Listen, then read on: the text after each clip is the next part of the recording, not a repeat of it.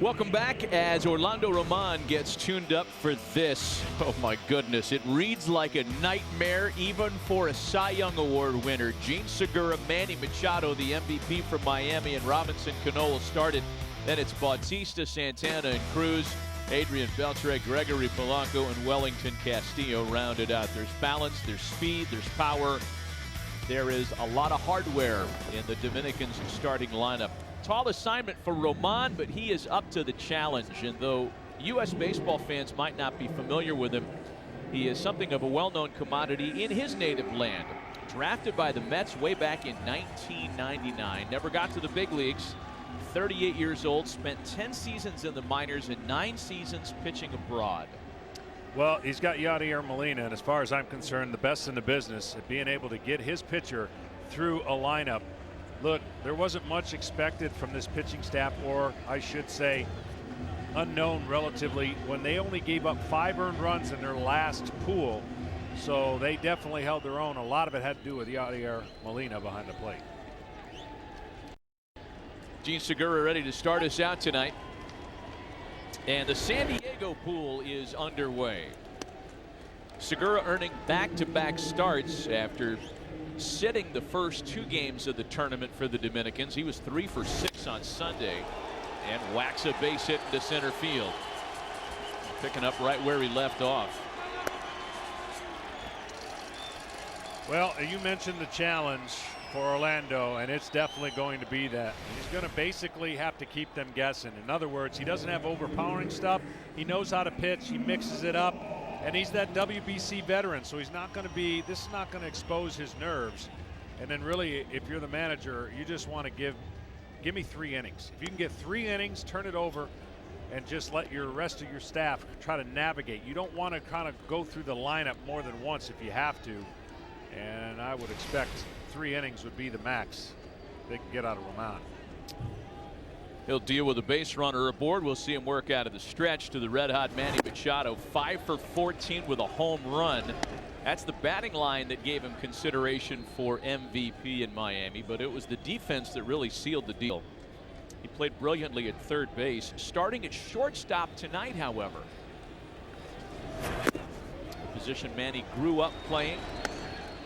And it's 2 balls and no strikes to him here. Well, the Dominican offense had 39 hits in those 3 games. A lot of those coming in that extra inning affair against Colombia, of which it was a tight game and broke it open with 7. 6 home runs and 26 runs. And that's hammered into the left field corner. That'll do damage. Segura being held at third.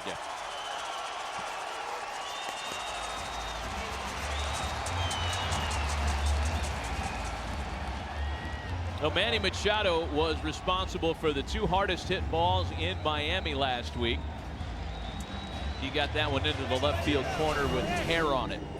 Well, if it's offense you like, that's what I was talking about. You're going to see a lot of it. This lineup, a lot of guys swinging the bat great. And ironically, the one guy that's not probably clicked in yet is the guy at the plate right now, Robinson Cano. He's just got off to a slow start, but no big deal. The rest of his teammates have picked up the slack.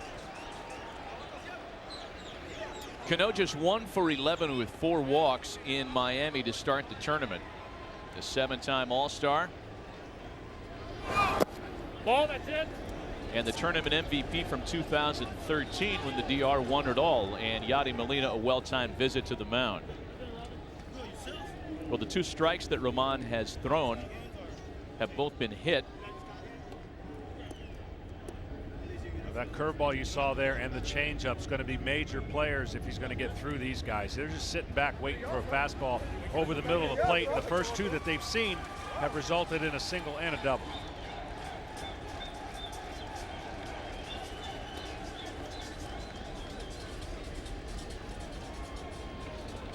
Ball and no strikes to Robinson Cano. Román has fallen behind all 3 hitters he's faced, and now he falls behind 2-0. Well, manager Edwin Rodriguez, who returns to the managerial post, assumed that last time around too in 2013, knows he has a watchful eye peeled on Román. He wanted 3 innings out of him tonight. That was the design.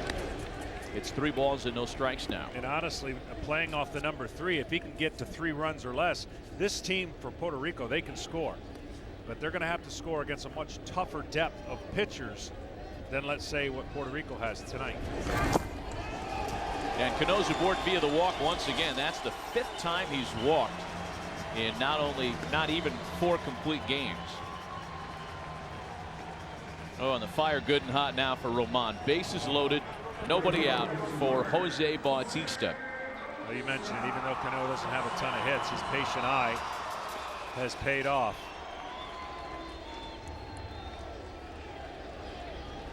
I don't know if he'll be as patient, Bautista. Struck a big 3-run home run as a part of the 3-0 start for the DR in Miami.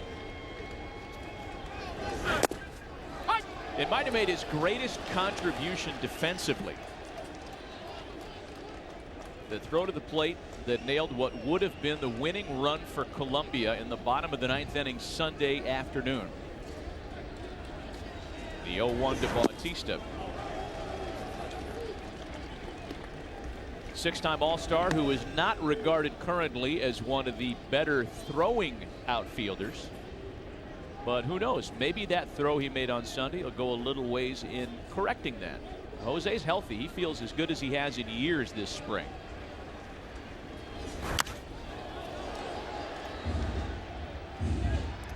Well, Orlando's got to get the ball down. He has thrown a couple breaking balls. That one spun and did not go where he wanted to. He's lucky that Bautista, who's one of the best high ball hitters you'll see, and balls that are inner half of the plate, keeping them fair down the line. The 1-2, and it's a 2-ball 2-strike count now from Roman. He'll trade outs for runs right here, even if it's a fly ball that produces a run or even a ground ball. That's what he's looking at right now. They appeal and ring him up.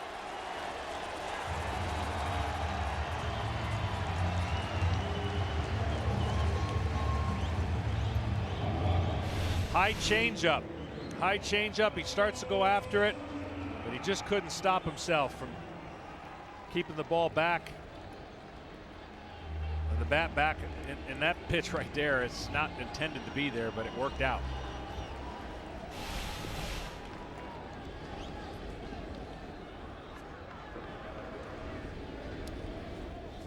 So 1 gone now for the switch hitting first baseman Carlos Santana. Santana ever aggressive behind 0-1, 6 for 15 in pool play in Miami. That included a 3 for 6 day against Colombia. Wow, now he's a ground ball away from getting out of it. His heartbeat, as we talked about being in this before, seems pretty cool and calm. A flare out to right field. It's going to hang for Rosario. He'll make the catch. Tagging up is Gene Segura. Throw to the plate. Is it time to get him? And Puerto Rico gets out of it. Santa Maria.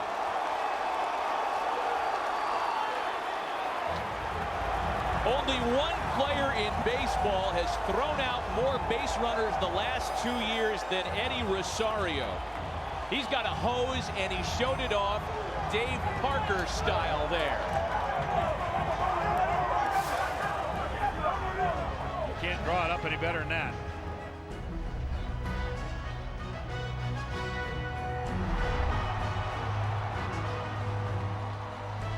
A single, a double, and a walk start the ball game for the Dominicans, yet they are held off the scoreboard in the top of the first.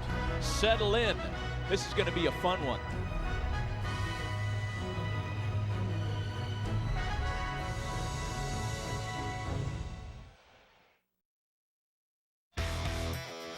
To the bottom of the first, we take a look at the Puerto Rico lineup with the same kind of amazement that we did on the Dominican side. A lot of all-star pop, a lot of young talent. Note Lindor and Correa have both homered twice already in World Baseball Classic play. So a big assignment for Carlos Martinez as well. The 25-year-old Cardinals ace made his debut in the Classic on Thursday. He threw 53 pitches, allowed 4 hits, in 4 great innings against Canada and breezed to a relatively easy 9-2 win. He has great stuff. You see the fastball, it can vary from 94 to 98. Great changeup, good breaking ball. Sometimes mechanically, I don't want to say lazy's not the word, but you see how easy he can throw it, and sometimes he'll just recoil just a little bit at the end of his delivery instead of staying with that pitch all the way through. Pagan, Lindor, and Correa lead things off for Puerto Rico. Quickly, it's 2 balls and 2 strikes to the ex-San Francisco Giant.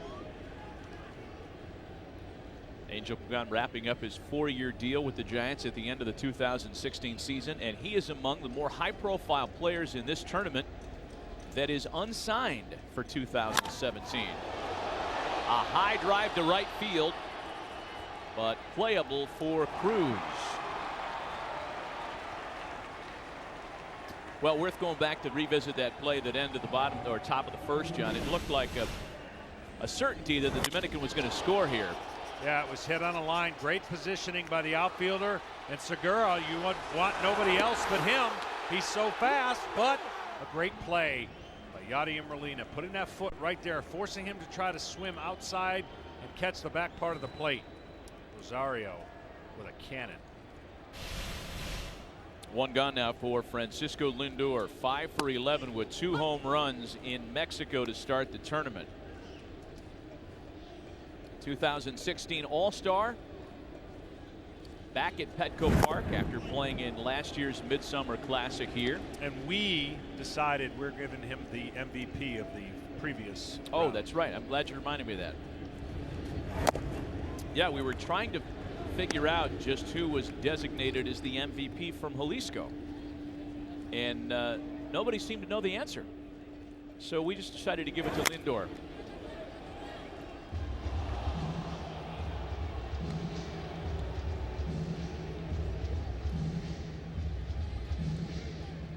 Already used to the big stage early in his major league career, hit .310 in the postseason last year. His Indians coming a heartbeat or 2 away from winning a World Series title. 2 balls and 2 strikes from Carlos Martinez. I'm still buzzing myself about that top of the first, and Puerto Rico wiggling out of that. I mean, single double walk against that lineup. It didn't look like Roman had a lot, right? He fell behind the first 3 batters he faced. He had no runs in the top of the first. Oh boy! And there's ball 4 to Lindor. Well, for Martinez right there, he'd like to have that at bat back. He was ahead of the count and didn't locate and got a walk. But these are the keys that I think he's going to be tested much more than he was in his first game against Team Canada, and he's got to be able to change it up. And what I mean by that is use that changeup, bring that changeup along. It's a good pitch, and then keep the motions in check, because these are obviously big time feelings that both these countries have, and he's an emotional pitcher. It feeds off of it. Keep it in check.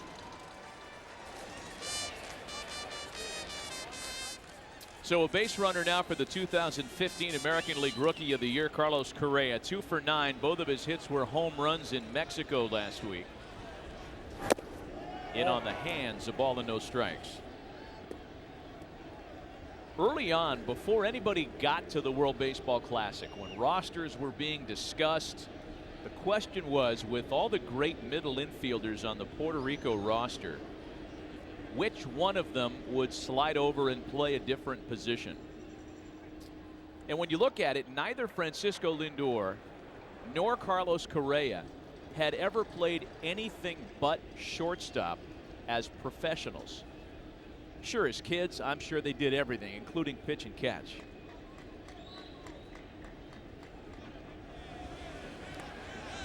Correa, the one that slid over to play third. And JP, according to everybody, there is absolutely no give there. He's about as comfortable at third base as he would be anywhere else. He really has been, Matt. And I think the key thing for Lindor at shortstop in this tournament, a couple things really. Number one, the Gold Glove at short in the American League this past season, and also the Indians, the Cleveland Indians, Matt, had a very strong preference for Lindor to stay at short and play nowhere else, whereas the Astros were comfortable with Correa moving around just a little bit. Another one in on the hands. And part of that could be because the talk long term is that Correa is going to be a third baseman. Unfortunately, when you talk to him, he said, I'm going to do everything I can because of his size, how big he is. Keep the weight off, stay at shortstop as long as he possibly can. That's where he wants to play. But everybody projects this guy to end up at third base based on the size. Kind of like Manny Machado a little bit. Started as a shortstop. 2 balls and a strike to count to Carlos Correa. There's an interesting exchange there with the pickoff throw of Lindor going back to first to his teammate Carlos Santana at first. They were getting a chance to have a conversation as it was a close play.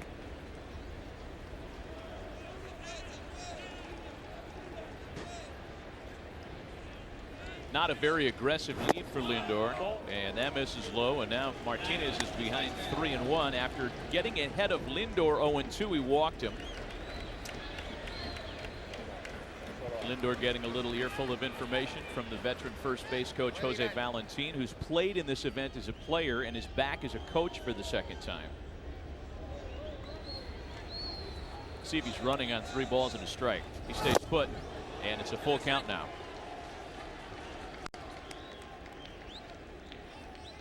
That's 98, nasty, moving on a 3-1 pitch to a great hitter. I'd say there's a contrast between these two pitchers. Martinez shakes off Wellington Castillo one time. See if Lindor goes on full count with 1 away. He stays put again. Ball, that's it. And it's ball 4. Back-to-back 1-out walks, and it's Puerto Rico that's got something cooking here in their half of the first.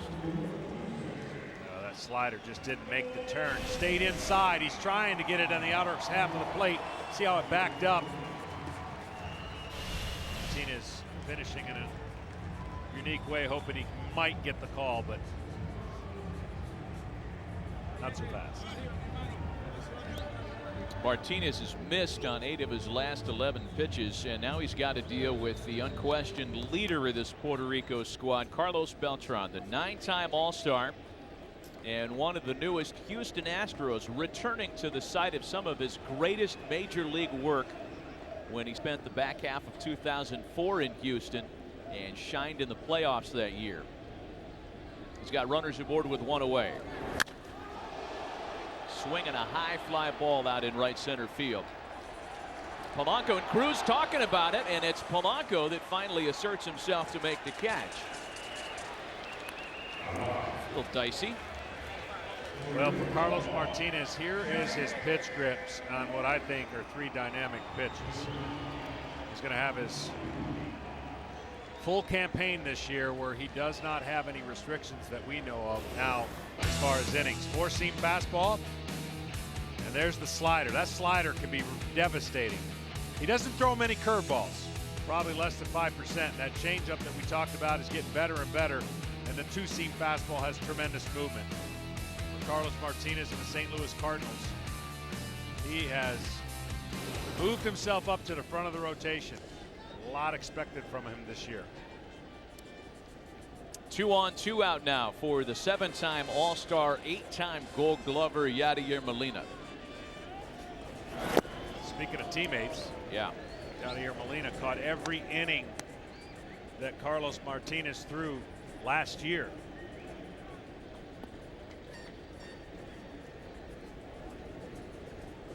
Off to a 3-for-9 start in the World Baseball Classic with a home run. He's got Lindor and Correa aboard with 2 gone. Time out. You know, you talk about the relationship between Martinez and Molina, and it goes just beyond what happens between the lines. Molina, prior to last year, actually requested that the Cardinals locker the 2 next to one another. Yadi Molina has kind of assumed a big brother role in Martinez's life and career. And a lot of people credit that relationship with Martinez having his best overall season. That could be trouble. Little flare out to shallow left center that drops in. It's going to bring in Lindor, and Puerto Rico is the first to score tonight.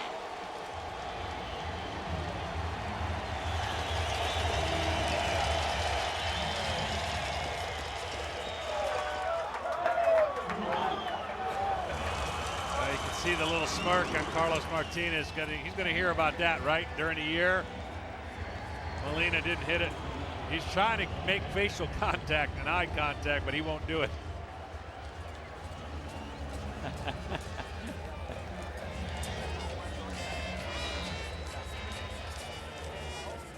So a couple of conversations now. Well, the guy smiling just got the best of his little brother figure. Yeah, he didn't hit it great, but he got enough of it. And Machado, playing shortstop, goes back on this ball. Cannot get it. A big 2-out hit in the first inning after, again, it looked like Dominican was ready to break it open in the first inning.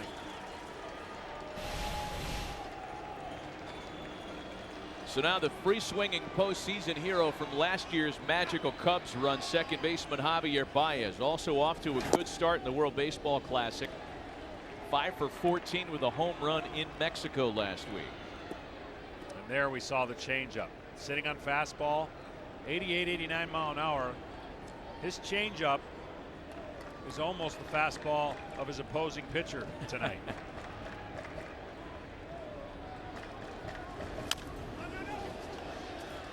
Baez pops one up, that one out of play. Javi Baez had the great postseason up until the World Series when he kind of cooled off, but he was the MVP of the NLCS in the 6-game win over the Dodgers. Hit .318, drove in 5 in that victory. And then in the World Series didn't fare quite as well, but boy, everything the Cubs touched worked, regardless of who was hot and who wasn't. He's got Correa and Molina aboard. And it's a 1-2 count now to Javi Baez. Yeah, and part of that emotions I was talking about is he's just probably a little amped up here, and he's pulling away from his slider. When your front shoulder goes towards first base, it flies open your arm, and that slider can't stay on plane and make a turn away from the right-handed hitter. So he's got to keep that front shoulder in there and trust. Swing and a miss. So Martinez limits the damage at a run, but Puerto Rico is the first to score tonight. A run on only 1 hit. We're on to the second. A 1-0 game.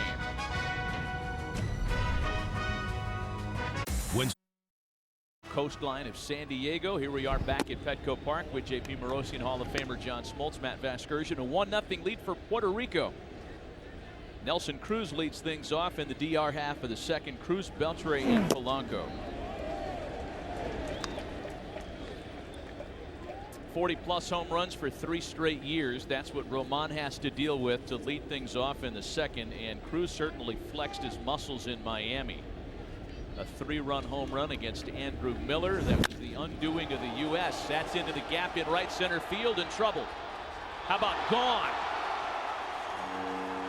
Boy, they might take another look at that one because I'm not sure that that fan didn't reach over the fence to make that catch.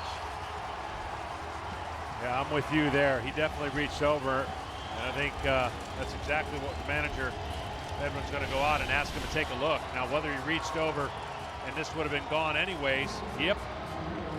Let's say it holds out. But you're right, he did reach over. You know, I think it would have been gone as well, but the fact that, you know, where he finished, his hands were below the fence line, I wouldn't be surprised if they take this one back. Well, it's the only thing that they can actually take a look at as far as replays. Either way, that ball was hit extremely hard. As John mentions, the only reviewable play is just that. Home runs in the first and second round, and it doesn't come from the managers, it comes from the crew chief. Let's take a closer look again. This ball, I don't know if this angle will tell us. The other angle had a better look. Boy, John, It's awfully close. I agree with you. I think it would have gone out, but I know I'm talking out of both sides of my mouth. I think they're going to call this one a double. I think they're going to bring this back.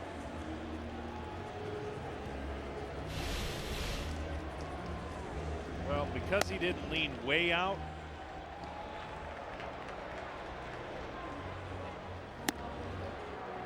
The previous one is under review. Under review. It was a heck of a catch, I'll say that.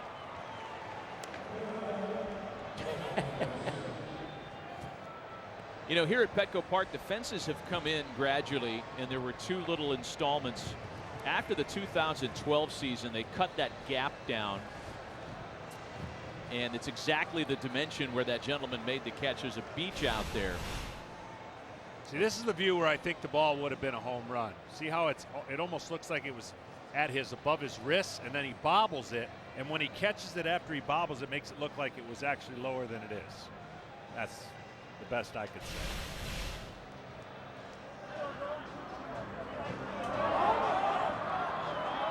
Still waiting on a review here.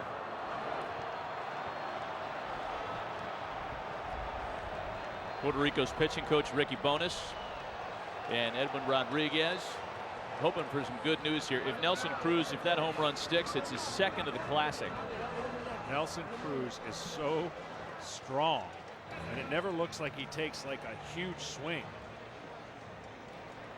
That's opposite field country there. There weren't many that hit balls out there in the early years at Petco Park. Phil Nevin was about the only guy strong enough to do that. But again, as we mentioned, the fences have come in here since those days. See, he just absolutely stays on that ball and knows it's at least a double right out of the gate. Yeah.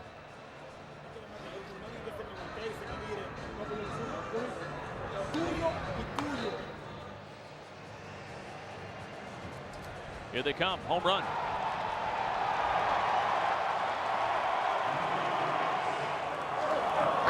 Now they can celebrate.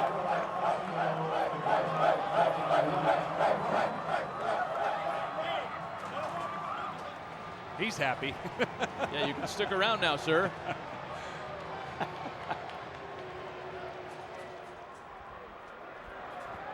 So a 1-1 ball game after the Cruz home run holds up, and now it's the 4-time All-Star Adrian Beltre, 1 for 8 in making 2 starts in Miami, and he takes a strike.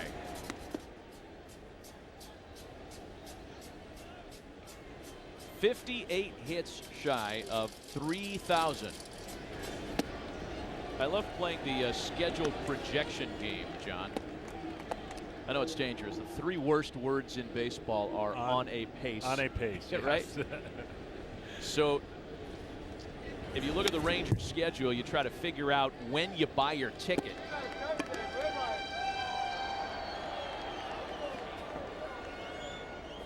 I'm going to say you buy your ticket sometime in May 18th. May 18th, you're saying? Yeah. Do you want the answer? That's an aggressive, yeah. You want to know where they are on May 18th? Yeah. May 18th, they'll be home, wrapping up a homestand against the Phillies. That's an aggressive pace. Yeah. If it happens a little earlier, it could happen here in San Diego. And a called strike 3 taken to Beltre for route number 1. I think that the backdrop for a 3,000th hit is important. And I say that because when the late great Tony Gwynn earned his 3,000th hit as a Padre, and no offense, but it happened in Montreal on a night where there weren't a lot of fans. Yeah. And, you know, down near the end of that franchise's existence, there weren't really a lot of fans on any night. But had it happened at a packed Jack Murphy Stadium or Qualcomm at the time, or had it happened at Dodger Stadium, I think it just would have been a little bigger. Here's Gregory Polanco now. Come to think of it, I got pretty lucky on a couple of those. 3,000 strikeout was at home, and 200th win was at home. The other stuff I don't know if I remember, but I remember those 2.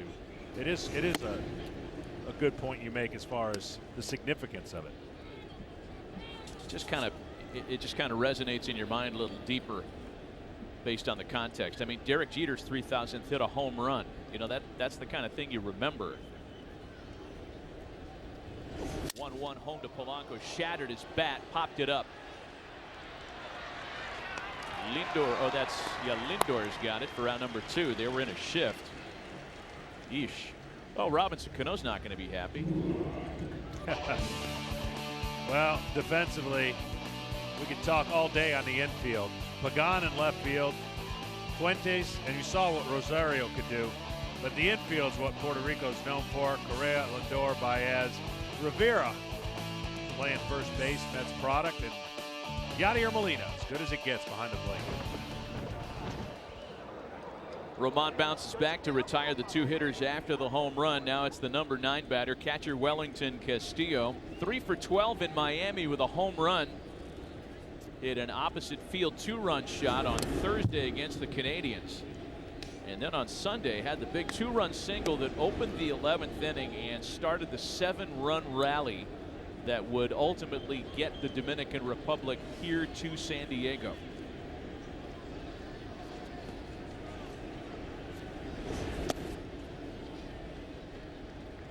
Two balls and no strikes.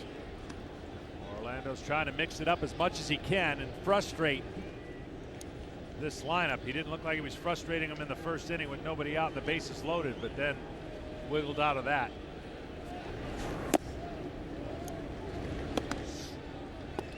The general manager of Team Puerto Rico, Major League veteran Alex Cora, was very confident with Roman today, as was Edwin Rodriguez. If nothing else, based on the great season he had in the Caribbean League.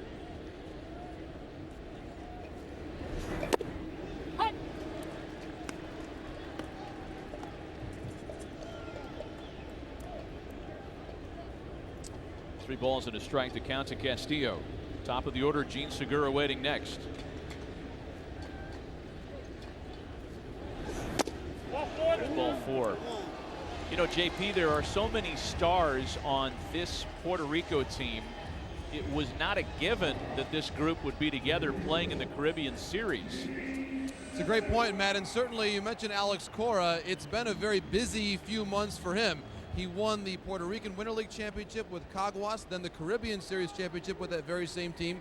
He built this roster, and oh, by the way, he's in his first spring on A.J. Hinch's staff in Houston. So Alex Cora, Matt, has been working with 3 teams in the last 2 months. Yeah, I mean, he is as busy as anybody in the game, flying back and forth between Puerto Rico and Houston, and then chasing the team wherever they may be. Segura with a ball well hit to the other field, but Rosario is able to make a routine play of it to retire the side. Nothing after the home run. It took a review, but it held up. Nelson Cruz's second of the World Baseball Classic has tied the score at 1.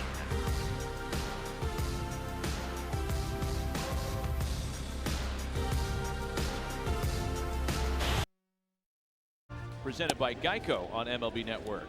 He's too busy thinking about Ocean Beach. I think that was David Wells carrying the bait bucket. I swear I saw a large man with a Babe Ruth hat. 1-1 ball game. Eddie Rosario leads things off for Puerto Rico against Carlos Martinez. Eddie's already made a mark on this game. An outstanding throw to the plate to keep Dominican Republic off the scoreboard in the first. That after they had loaded the bases with nobody out.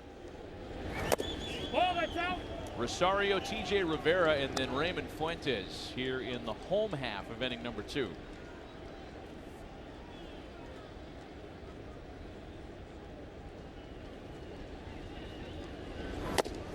A strike, and it's 3-1. There's so much construction in this part of San Diego. I mean, everywhere you look, every shot we could take of this great ballpark, there's a building going up someplace. And there's ball 4. That's the 3rd walk already from Martinez, who doesn't quite look like himself tonight. No, he doesn't. Not every start's going to be exactly the way you want. Another pitching coach visit to the mound to try and get him back locked in. It almost looks like his body and mannerisms are speaking what the hitters are seeing, and that he doesn't have his best stuff in his command. Veteran pitching coach Bill Castro out to chat with his group, and that'll bring up New York Mets property TJ Rivera. Guy born on the other side of town, JP, who's playing in the orange and blue of Flushing, Queens. How about this, Matt? He grew up in the Bronx, and now he works in Queens, as you mentioned, with the New York Mets. And as Mark Carrig wrote in Newsday before the NL wildcard game last October, it was a 15-minute drive from his parents' house in the Bronx to go to work that night at Citi Field. His assignment, Matt? Oh, only to face Madison Bumgarner. Oh, that's all, huh? Welcome to the big leagues. 1 for 8 with a home run is Rivera so far in the World Baseball Classic. He's got the leadoff hitter aboard, nobody out. That lead does not look like Eddie Rosario wants to run. Jam shot foul.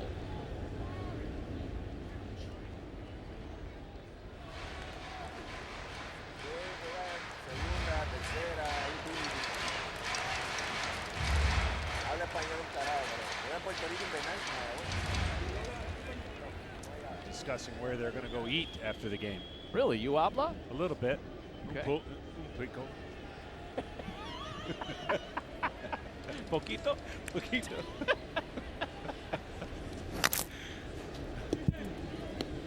Oh, and 2 the count home to TJ Rivera. You know, we are told, and to kind of re-emphasize the point, and we talked about this regarding the Dominican Republic team in Miami because there were so many Dominican fans there, of course, being a lot easier to travel, a lot closer.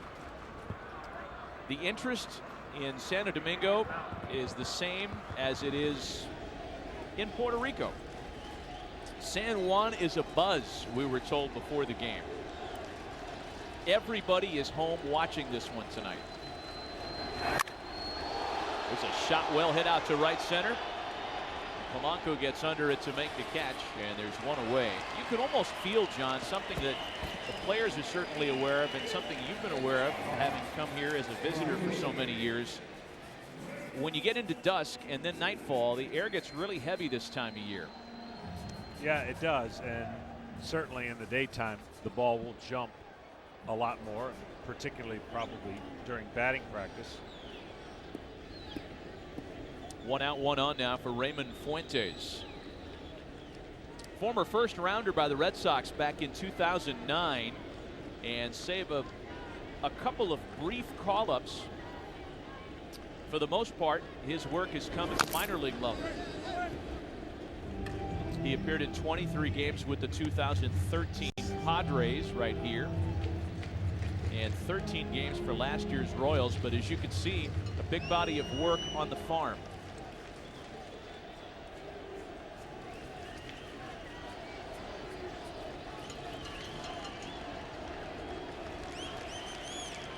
One out, 1 on for him here. Home second, a 1-1 game. 0-2. I used to mess up all the Spanish-speaking teammates on my team. I'd go up to them and I'd say, no eso sí que es. And they would look at me like, what is that? Doesn't mean anything. I said, no eso sí que es. He said, John, you're not making any, this doesn't mean anything. I said, I have no socks. No eso sí que es. I was spelling out socks. That's kind of how my Spanish would go. That's it, huh? Yeah. I'm sure they appreciated the attempt. They did. A swing and a miss. A couple of good changeups take care of Raymond Fuentes, and there are 2 away. That's 5 straight strikes, 6 straight strikes since the mound visit by Bill Castro. So whatever was discussed seems to have clicked. Well, out of the stretch, he's more compact. On the windup, he just seemed a little too free and easy and getting out of his mechanics, which was causing his fastball to float. And out of the stretch, he's been more locked in, and I think that changeup we're going to see more and more if he's able to pitch deep into this game. Here's Angel Pagan now, trying to do something with that leadoff walk. And Pagan takes a strike. JP, you know, talking about how big this series is back in Puerto Rico, this game in particular, we were told before the game by Alex Cora and Edwin Rodriguez that back in 2013, the last World Baseball Classic, so many people stayed inside in Puerto Rico for 2 weeks to watch these games that there was a reduction in the crime rate There was, Matt, and even recently, the governor of Puerto Rico, Ricardo Rosselló, had a FaceTime conversation with the Puerto Rican team thanks to Carlos Baerga having his phone number. So again, some modern technology enables a word from the governor. Wow, that's big time stuff. Here's a 1-2 to Pagan. 2 balls and 2 strikes now. Yeah, I know JP was the guy that asked which of the coaches or which of the players did the governor call. And apparently Carlos Baerga, they call him the president of everything. He's the guy. Probably the guy that's got the equipment deal, the guy that organizes dinners, the guy that gets the call from the governor. A terrific major league career. Runner goes, Pagan waves at it, misses the throw down to second. Doesn't matter as Pagan strikes out to retire the side. Carlos Martinez getting it back together in a hurry. 3 early strikeouts for the St. Louis A's. Still a 1-1 game. Oh, Magra!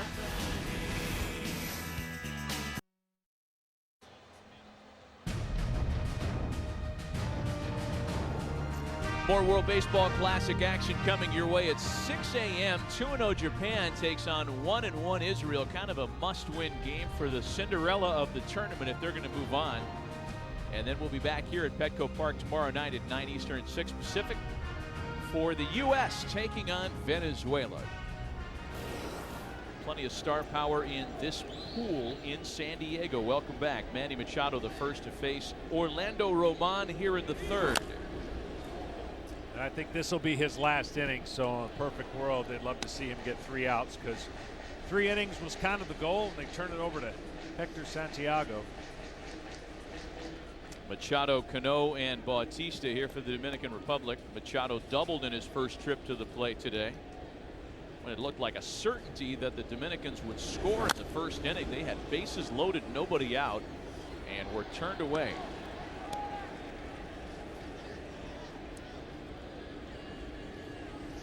Machado now 5 for 15 in the World Baseball Classic. Got him. Will change his speed. Now, this is exactly what was advertised from Orlando Roman. Not a hard thrower, location, veteran moxie, and he figures out a way. Slower breaking ball. You can see Molina would have liked to seen it a little bit more outside, but that change of speed and break just enough to fool Machado, who's been locked in so far at the plate. That might be it. Yeah, they want a left-hander for Cano, apparently. They're going to make an early change.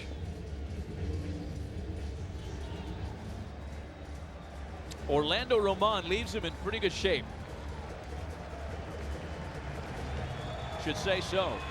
Allowing only a run in 2 1/3. Another pitching change, or should I say the first pitching change. And we'll be right back. Well, judging by the way Orlando Roman started the night with the bases loaded, nobody out, you'd never think that he'd get out of here with only the 1 earned run, but he really got it together nicely. Just the cruise home run, the only damage. He leaves with the game tied and 1 away, and hands the ball to a former All-Star veteran left-hander Hector Santiago. Yeah, this is a guy that throws across his body and will primarily throw fastballs and changeups. So as a left-hander, he creates deception by hiding the ball and creating spin on his fastball.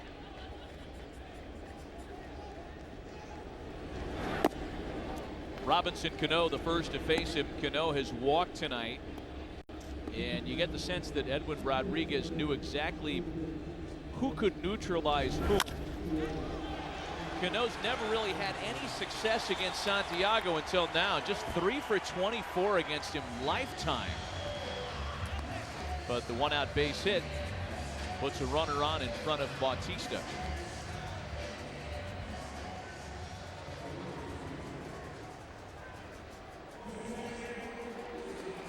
Hector's really gotten into the spirit of the World Baseball Classic, Smoltzy. He's got the logo of the event. The logo you see on the right-hand side of your screen, the baseball and the colors. He's got it painted onto the back of his head. Huh. I was thinking about doing that on top of my head. pitch to Jose Bautista's hit for a strike. Got like a perfect area, circumference that could fill that area. I mean, if you want to do that and be identified by any drone and low-flying aircraft in San Diego County. 0-2 the count to Bautista. He has that unique fastball where you just think you're on it, but hitters don't always get on it. And the mid to belt high fastball, because of what I talked about, the hitter just doesn't see it as long as they would a traditional pitcher. He kind of works to his advantage.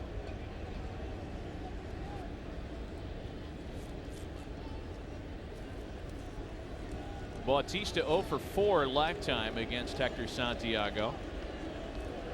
Cano at first with 1 away, and it's a ball and 2 strikes.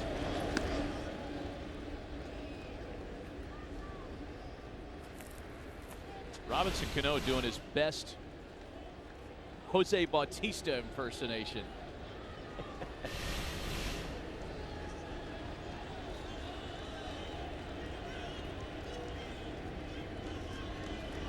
Carlos Santana next.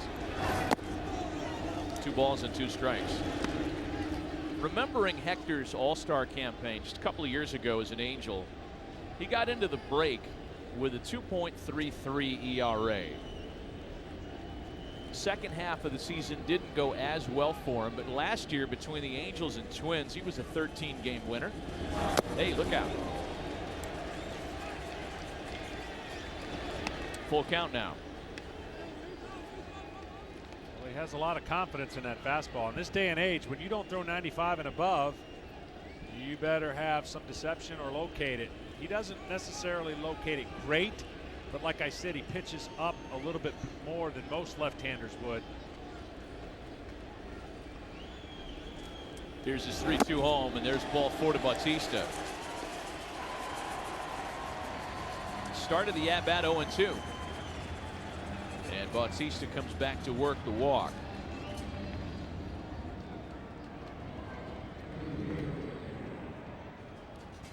A 1-1 tie at Petco Park. Now the thought here is for Santiago to hit about 3 innings in himself before they turn it over to the bullpen, as relievers traditionally 1, maybe 1+ innings at a time. But Puerto Rico did a nice job in the first series, only giving up 5 earned runs. They're going to have their absolute tested. They're going to be tested this series with all the lineups they're going to face. Carlos Santana now. He'd like to have that pass back. Fouls it off. It's 0-1. There's still a chance that if both of these teams move on in the tournament, that they would face one another in Los Angeles. That's the next and final stop in the World Baseball Classic. The 2 winners from this bracket and the 2 winners from the Tokyo Dome.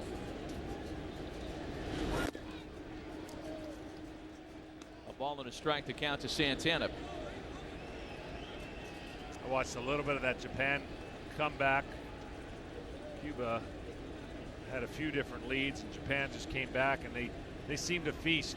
They're so mechanically sound, they seem to feast off of any mistake or any kind of room they give you, and that's what they keep doing.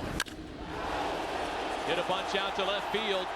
Pagan giving it a look at the wall. He's there to make the catch. Yeah, welcome to San Diego. A well-hit ball, something loud like that, you think is going to get 15 rows deep, and it dies at the wall.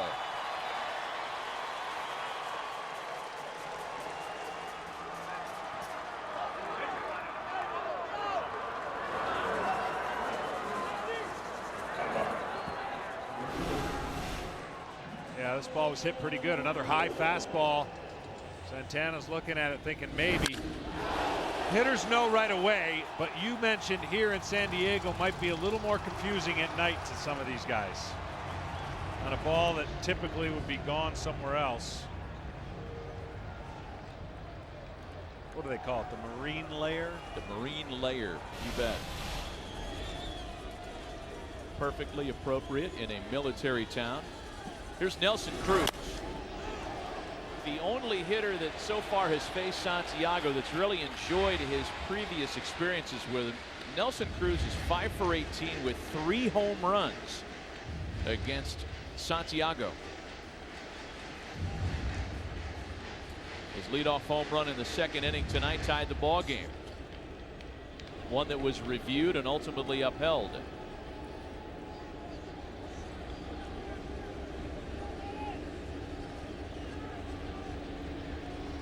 Two on, two out, 0-1 to Nelson Cruz. Let's take you back to the second.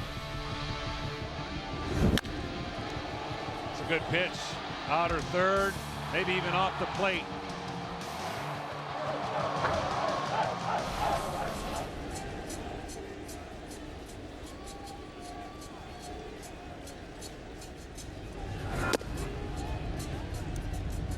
Two balls and a strike.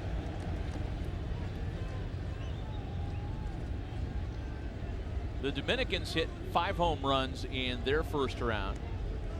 Puerto Rico struck for 7. I mean, offensively, these two teams were a mirror image of one another.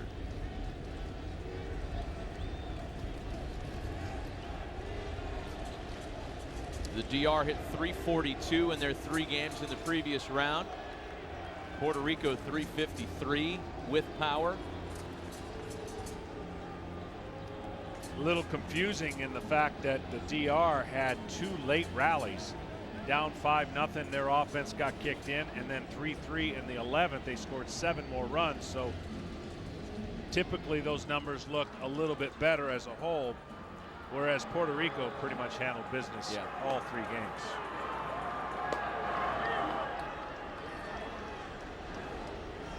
Starling Marte among the Dominican stars not starting tonight.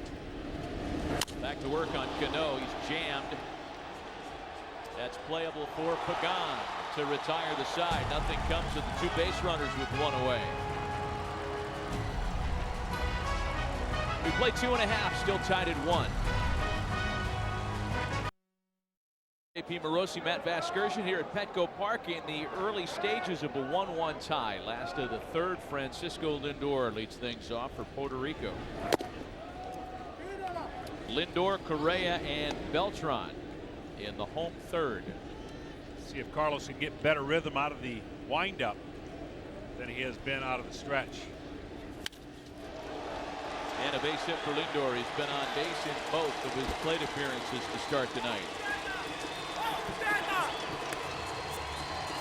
Well, that answered that. You know, you can play the game if you were starting a major league team today. Who's the first player you'd take? If every roster was expansion team eligible, a lot of people would answer Francisco Lindor. It's a great question, and it's a great debate. I'm still leaning towards the guy at the plate. Would probably be the most popular other answer. Carlos Correa also walked in the first. Why would you lean that direction over Lindor? Well, let's just say if he stays at shortstop, okay? Because I think it's so difficult to have a shortstop play with the kind of power and numbers. Lindor, like we've heard, may win a batting title soon. But Correa could hit 40. He's the closest thing we've seen to Alex Rodriguez in the way that Alex played shortstop and offensively hit.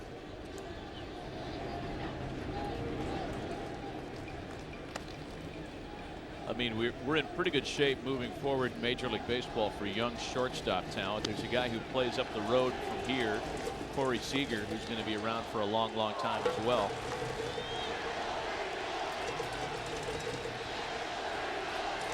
Lindor off first for Correa. In visiting with the Brain Trust of Puerto Rico's coaching staff today, they realize what they have. And it goes way beyond just a star player for the Indians and a star player for the Astros and 2 guys who are playing for their country the next couple weeks. These 2 players, along with Javi Baez, are being credited with revitalizing baseball on the island. And that's the thing. You may not get Javier Baez's name in the top 5 of those picks. That's mainly because of some of the mechanical flaws in his offense, but defensively he can play every position. I'm convinced this guy can play anywhere, and if he figures it out offensively, he's right in that conversation. On a hop to third, Beltre to Cano. Back to Santana, the double play.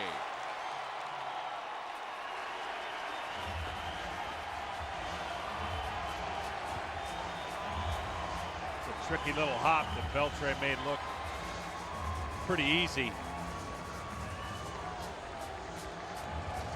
And then once you get it to Cano, talk about easy. It's an automatic double play. Little skip off the infield grass. Once he gets it to Cano, poetry in motion. So 2 out with the bases empty now for Carlos Beltran.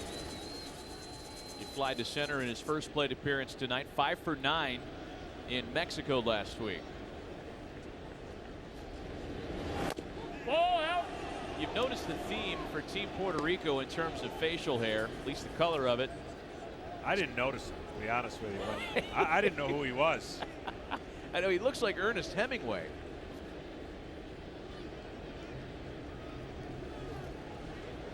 But they're all going blonde. I mean, if you see Carlos Beltran in a boat with a couple dozen cats, you might want to think, goodness, you know, what's going on here? Yeah, they're all going platinum blonde, and apparently it's a trend now that's sweeping the nation in Puerto Rico. Somebody via Twitter sent up a photograph of a youth team that's all gone platinum blonde. Swing and a miss by Beltran. Martinez gives up the leadoff base hit, then rolls 2 and gets a strikeout to keep Puerto Rico off the board in the 3rd.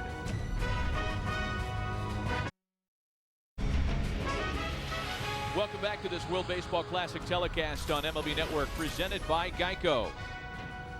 A 1-1 tie through 3, the opening of the San Diego round.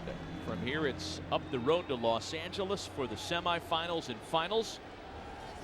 Plenty to be determined before then as this pool opens tonight. Adrian Beltre, the first to face Hector Santiago here in inning number 4. These two have faced one another quite a bit, as a matter of fact. No hitter has faced Hector Santiago more often than Adrian Beltre. I guess the next question is who's had the better of those matchups?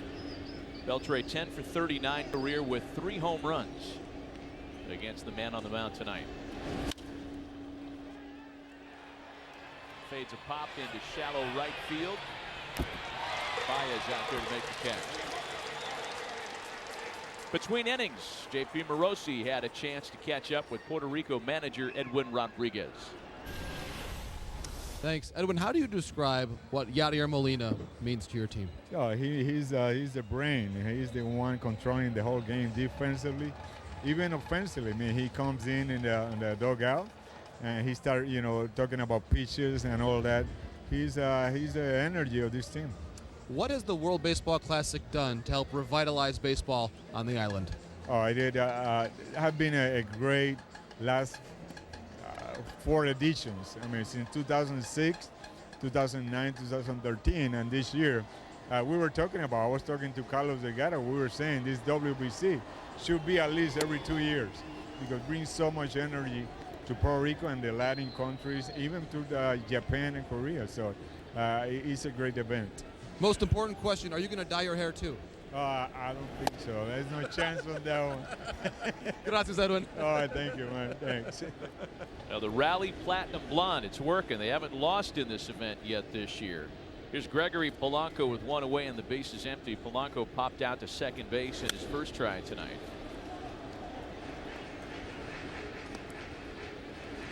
It's quite a coaching staff that Puerto Rico's put together too. Edwin referred to Carlos Delgado, the 2-time All-Star, who's his bench coach. There's Ricky Bonas, member of the staff. We've talked about Carlos Baerga.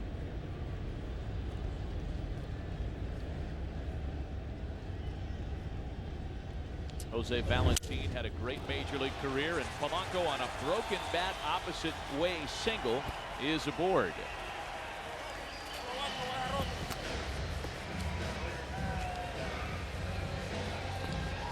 Every team has a thing, you know, the little rally handshake, whatever it is when guys get on base. And for Team Puerto Rico, it's the blonde locks. JP, is there an origin for this? Like, who's credited with starting it? Okay, Matt, well, here's the story I've been told. It began with Javi Baez, who wanted to find a way to go incognito in Chicago after now being a World Series champion for the Cubs. So he was the first. Then came Yadier Molina at spring training down in Jupiter, Florida, and then out to Arizona, spring training there. Kike Hernandez and Roberto Perez both did it. Kike told me, Matt, it hurt so bad. I had to have 2 rounds of bleach, then toned twice, but beauty hurts. Beauty's also in the eye of the beholder there. Cuckoo. 1 out, 1 on now for Wellington Castillo. I got news for Javi Baez, by the way. You can dye your hair blonde all you want. You're going to get recognized in Chicago. You're a huge star there.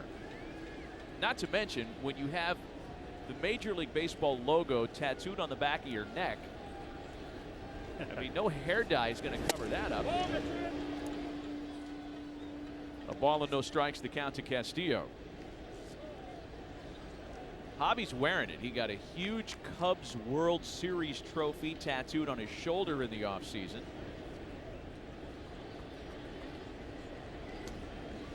He better not decide to play basketball down the road. He's going to run out of space.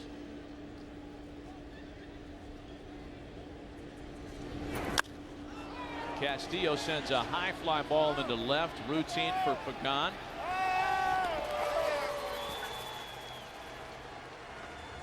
Well, Santiago he does a nice job of being effectively wild. He pitches in enough to keep the hitter honest, and then he'll wrinkle that changeup, which you just saw right there. He'll pitch up and in more than he pitches away, so that's his comfort zone, especially the right-handed hitters.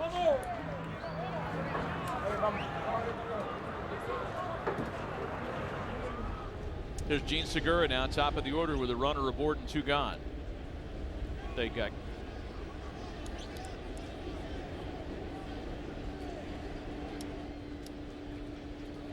Segura singled to open the ball game. Moved around to third after the double by Machado and stayed right there. Bases were loaded with nobody out to open the game, and Orlando Roman pitched out of the jam.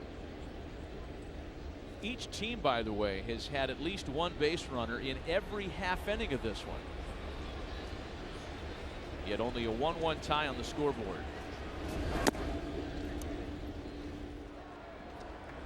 A ball and no strikes to Gene Segura.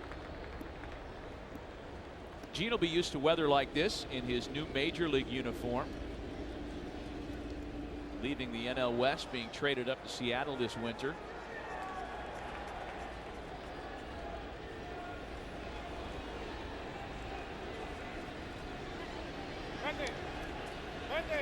Polanco goes, had a pretty big jump, and Molina can't get a handle on it, rather, to throw down.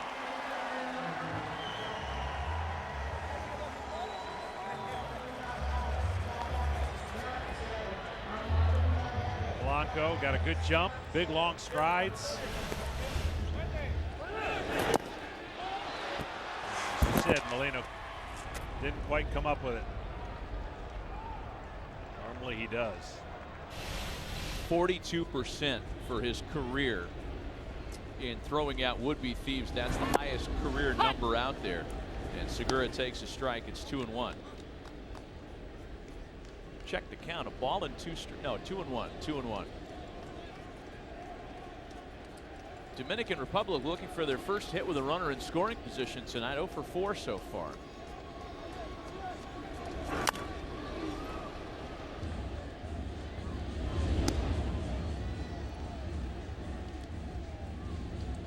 Two balls and 2 strikes.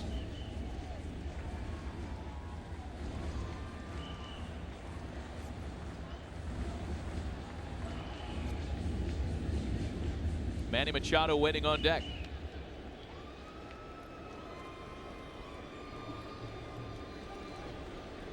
Teams that grab the early lead in the tournament so far have had considerable success. Tied here in the fourth. Look out. See, that's what he does. I mean, he pitches effectively enough inside to now the hitter has to be a little bit apprehensive to go out and try to lean over the plate. Cuts it in there. That's the natural ball that comes out of his hand when you throw across your body. Molina's going to be pretty sure on this 3-2 pitch and make sure that they know who's on deck. Manny Machado.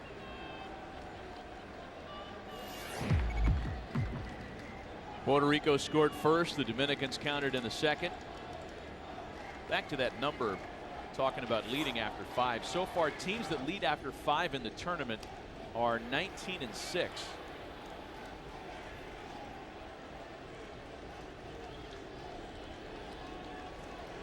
Runner in scoring position, a full count pitch on its way home to Gene Segura.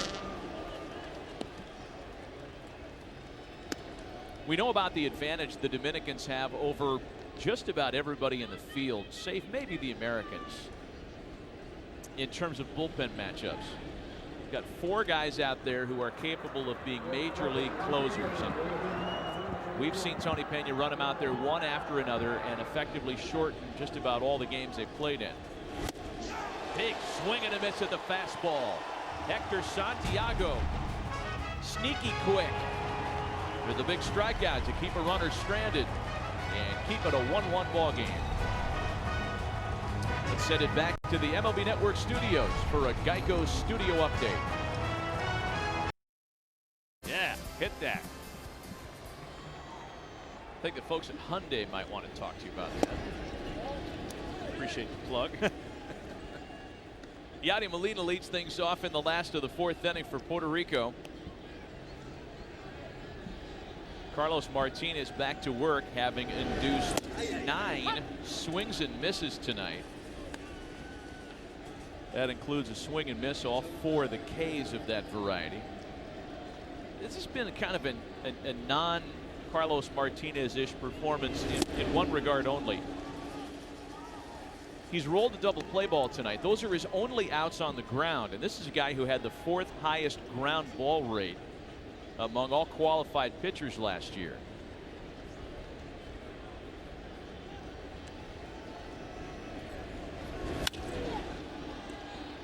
His St. Louis battery mate sends a fly ball into right. Martinez gets him this time.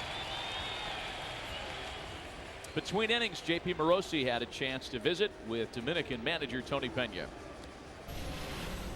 Tony, Martinez's command maybe not quite as good as against Canada. What have you seen so far?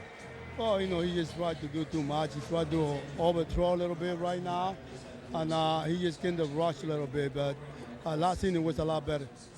The Dominican Republic, Puerto Rico, what makes this rivalry so special? Well, you know, there are 2 islands, and they are very, very close islands, you know, and even if we are real good friends, but that's very good. That's interesting. Gracias, Tony. Ground ball to the left side of the infield and a rare yank. Javi Baez is aboard. He scored as a single and an error. And they may even hang a 2-base throwing error on Adrian Beltre there. I don't know. Yeah, they're telling us straight error. E5. I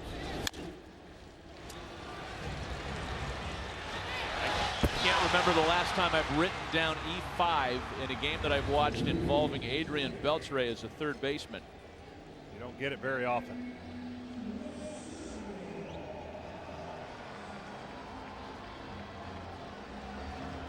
Gives Puerto Rico a 1-out scoring opportunity.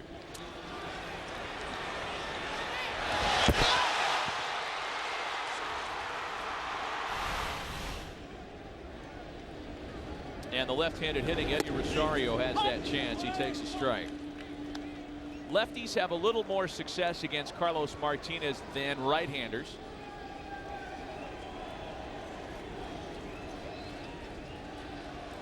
Last year, southpaws hit .256 against him. Right-handers only .207. He's stingy.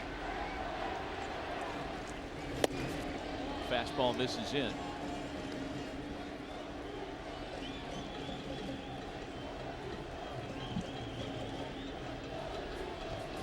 Bottom of the order with a chance here. TJ Rivera next. An opportunity from a two-base throwing error out of a rather unlikely source. Well, hits a right. Cruz is back, and that's going to get over him. Same dude gets another baseball on a ground rule double.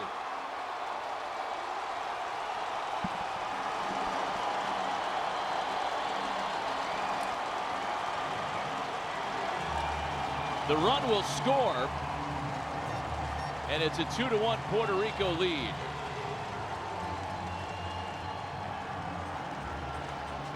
What was that guy telling Nelson Cruz? I don't know, but that was a pretty good hitting on a pitch that was down. This ball hits the track, and like you said, right to him. Would have hit the wall. And then he had something he really wanted to say to Nelson Cruz. Hey, I caught your home run ball too. Can you sign it? Yeah, that's right. That's what he was saying. That guy in the stands is halfway to the cycle, by the way.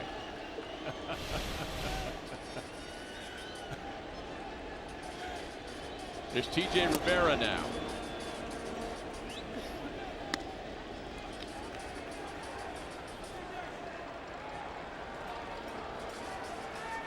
I got a strong suspicion he's going to be here tomorrow. Same seat. Same seat. He'll be here when the gates open to make sure of that. TJ Rivera fly to center his first try tonight. Behind quickly 0-2.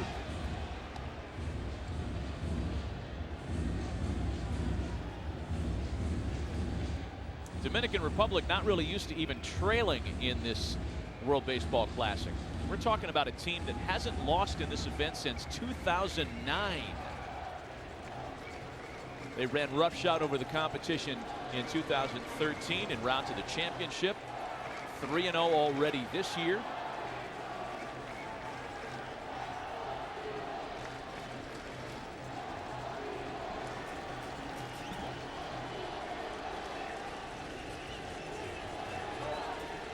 Straight wins is a World Baseball Classic record. Hey, cuidado. That one hits him right on the shoulder. Another breaking ball that backed up. That's just not staying on top of the ball and staying back. This ball spins and goes the other way. I'm hoping it got him on the pad. I said shoulder initially, and it, yeah. Oh, TJ did a nice job to make sure it got him on the pad, if that's what he was trying to do.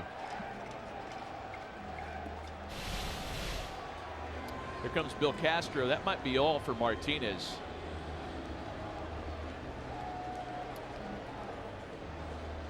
But that'd be tough because nobody's up in the bullpen. Thought I saw somebody up earlier, but nobody's throwing.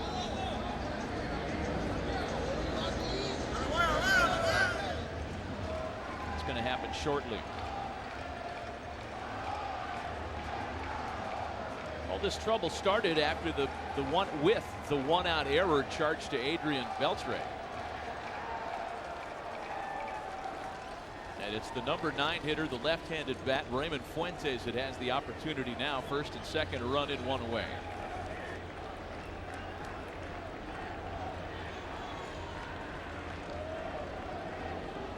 Talked about the 65 pitch cap last round. It's up to 80 here. Although I'd be really surprised if Martinez gets too close to that number. A ball and no strikes.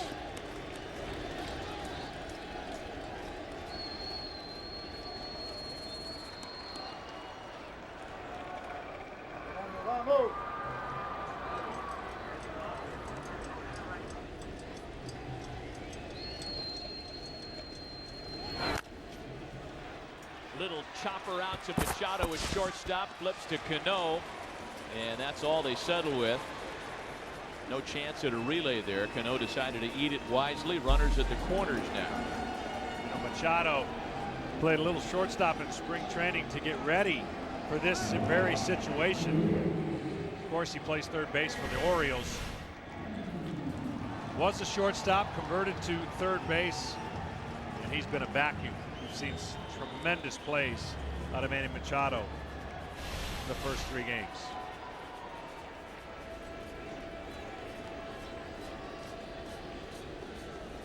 Here's Angel Pagan now. He has struck out and flied to right tonight.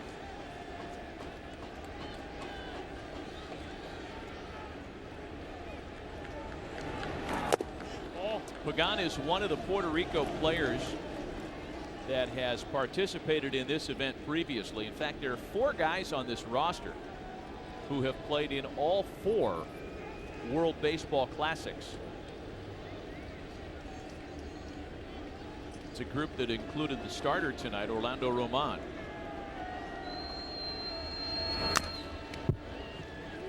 One ball and 1 strike to Angel Pagan.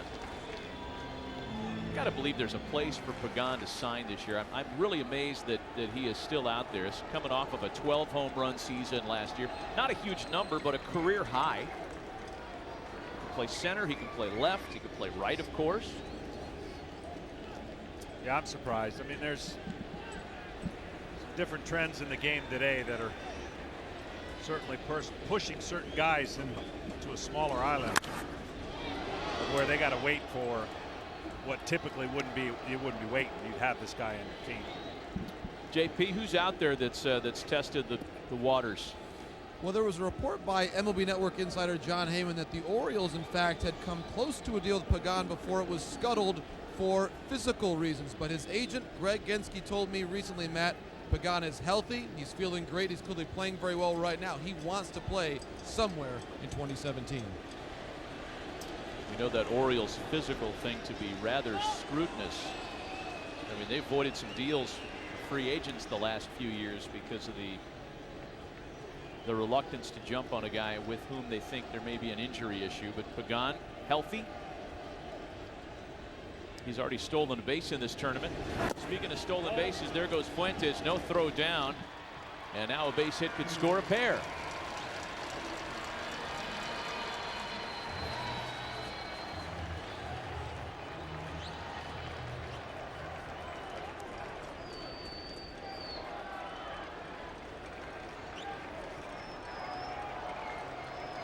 Dominican bullpen is in fact busy now. Hector Neris is up and throwing. Second and third with 2 gone, a run in. 2 balls and 2 strikes to Angel Pagan.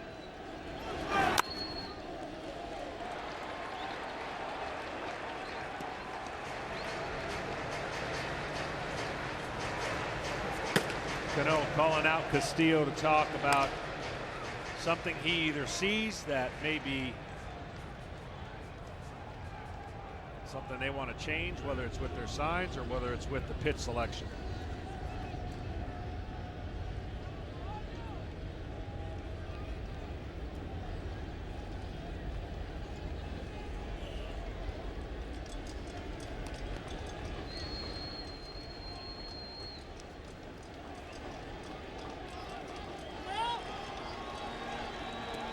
Puerto Rico's had a little bit more success in situations like this. 2 for 5 runners in scoring position.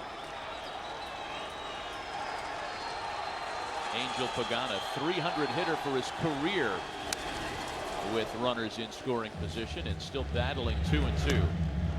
Remember a few years ago when Angel Pagan was hurt in San Francisco and the Giants swooned, and it started the whole conversation, one that started to really annoy Bruce Bochy, that the numbers were so lopsided with and without Pagan in the lineup.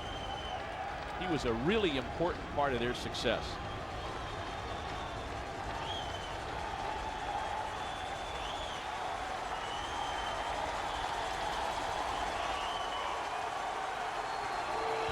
He wants timeout here.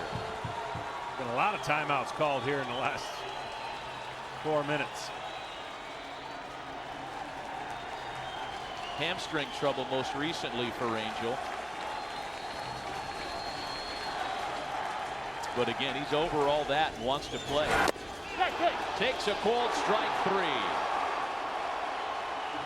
Well, Martinez had him fooled. He's able to strand a pair, but Puerto Rico does get a run. We played 4 complete at Petco Park in San Diego tonight. A 1-run ball game.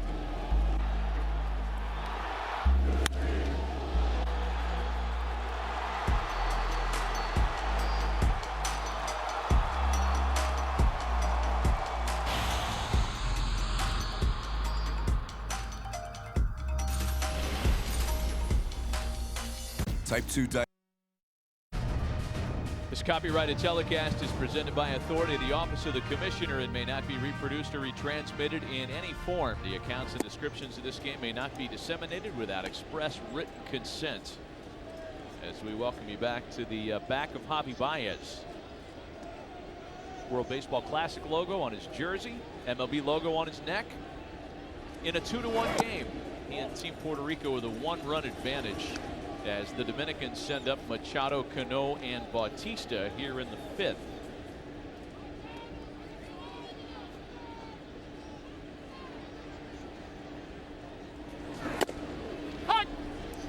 A strike from Santiago. 2 balls and a strike.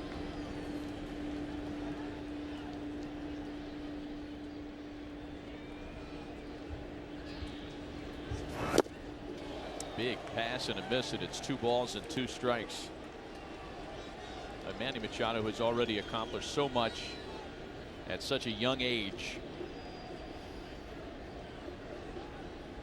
I don't know that there's a way to get him out at this point.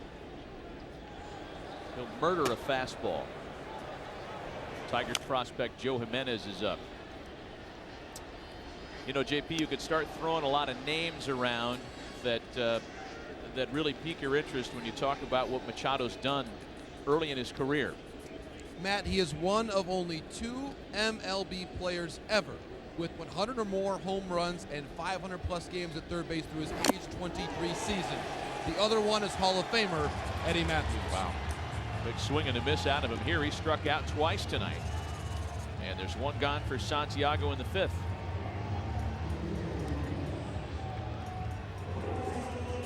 See the numbers and you see all the things that he's accomplished at a young age.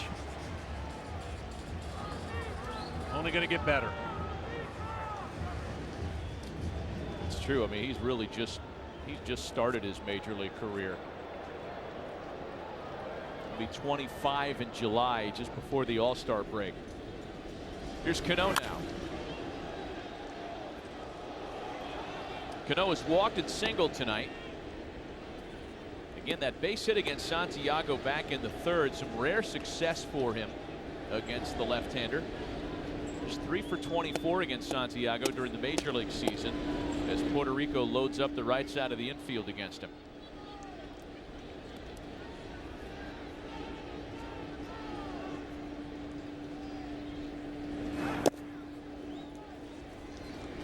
One and one.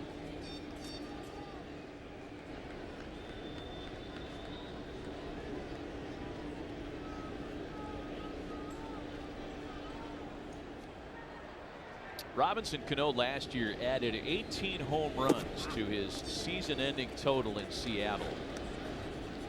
Didn't get off to the greatest of starts after signing the mega deal to leave the Bronx, but last year was the Robinson Cano we were all used to. Yeah, he was playing hurt, you know, before that. Didn't say anything. Last year was more of his kind of numbers that we expected. You knew his numbers would be altered going to Seattle versus playing at Yankee Stadium. Oh, that's out. 3 balls and a strike. But I can also tell you that his roster has changed quite a bit since he's gotten there. They've added a lot and changed a lot of players. And this is a real close pitch, but an accurate call. Yeah, the Mariners were the busiest offseason team this winter. Ball 4. And there's ball 4 to Cano. He's aboard for the 3rd time tonight.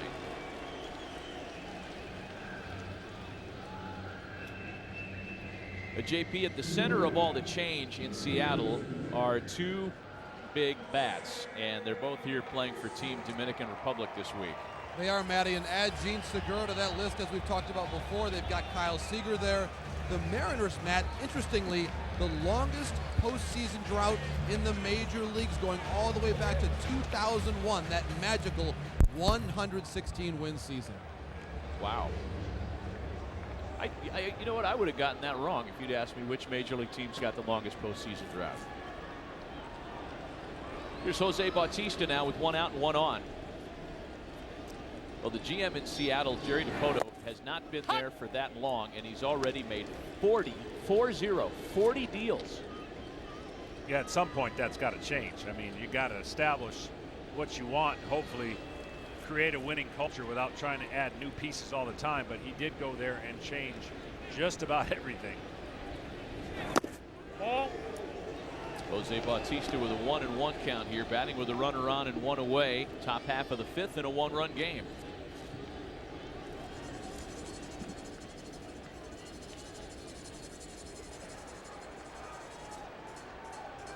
Bautista has struck out and walked tonight. 2-1 now.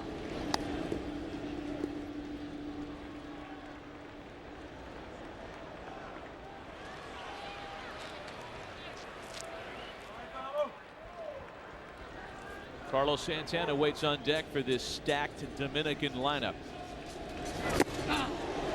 Jose would like to have that swing back. High fastball. And that's the fastball I'm talking about. Not everybody can pitch up there and be effective, but it just looks too good to be true. You throw a little bit above the hands. If that ball's 2 inches down, we're talking Western Metal Supply Company, the building in left field.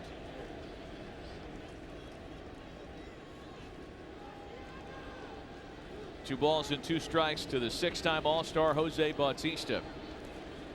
Come on, come on. Well, Yadi Molina has called timeout a couple of times on behalf of his pitcher in this one.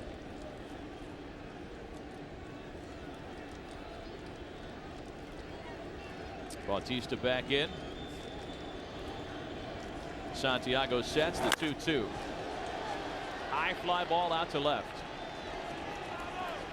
Exactly what they wanted to do to him, too. Crowd him up and in. And there are 2 gone.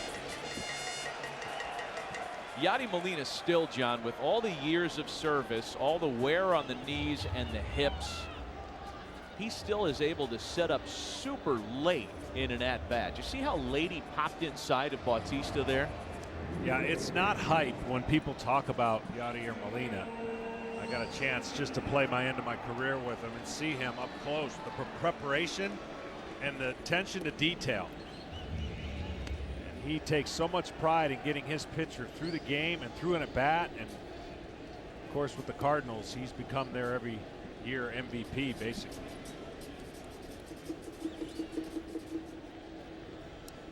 Two gone now for Carlos Santana. Well, I mean, the numbers speak loudly. In the 10 years that Yadi Molina rather has been the everyday catcher in St. Louis, the team's ERA is a full run lower when he catches. Catches a lot. Ball, that's in. Mike Matheny, JP, talks about how, you know, Carlos, I keep calling him Carlos, Yadi Molina can't be talked out of a lineup. He wants to play every day. Well, speaking of lineups, Matt, let's think about this. The last Cardinal catcher to start opening day, other than Yadier Molina, is Mike Matheny himself. There it is. Back in 2004. I'll never forget when they gave him that contract, and a lot of people said, wow, that's a lot of money for just a defensive catcher. But since that contract, and since actually Albert Pujols leaving, he has stepped up offensively, and he is a dual threat. He's no longer thought of as just a defensive specialist. Setting up inside is Santana. Santiago misses there.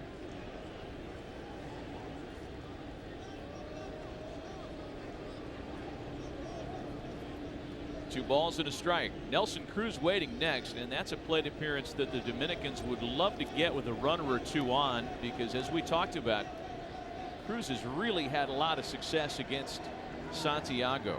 5 for 18 with 3 home runs during the course of the major league season. So this becomes a really important plate appearance from Carlos Santana.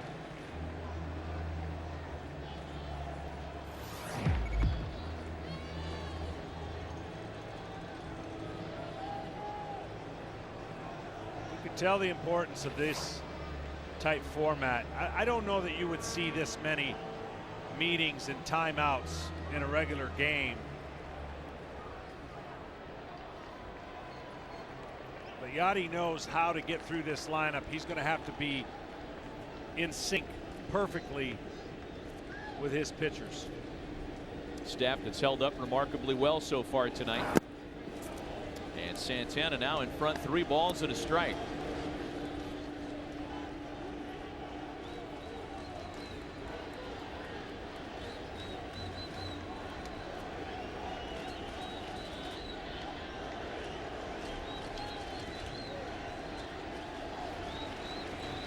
The 3-1 home. On the ground at third. Great pick by Correa. That ball looked like it was ticketed for left field. Carlos Correa does his thing at shortstop during the Major League season, playing a pretty good third base here in the World Baseball Classic.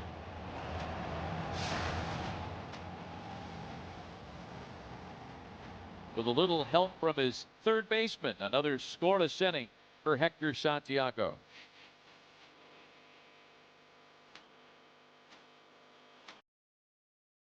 A 2-1 lead for Puerto Rico as they dig into bat in the last half of the 5th. And a new pitcher on the mound for the Dominican Republic.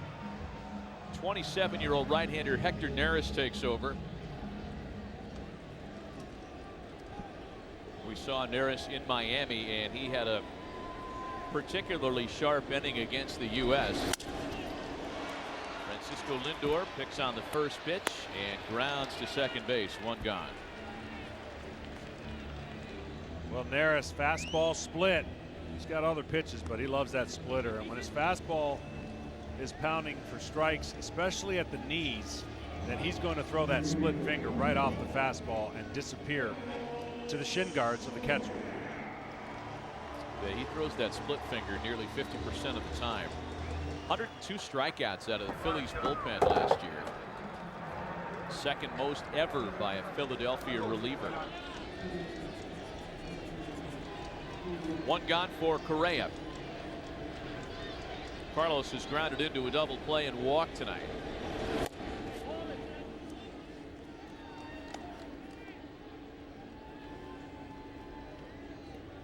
Well, the theme tonight for a lot of the pitchers on both sides, they've been crowding a lot of right-handed hitters, trying to run that fastball in.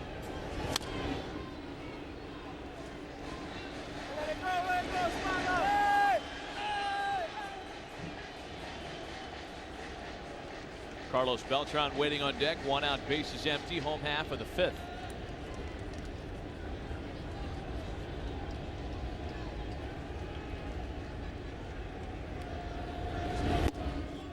I think it's an interesting kind of equation when Carlos Correa bats in front of Carlos Beltran. You know, the older guard rather, of Puerto Rican superstar against the guy who's going to carry the torch the rest of the way. And Correa's got a screaming base hit back up the middle.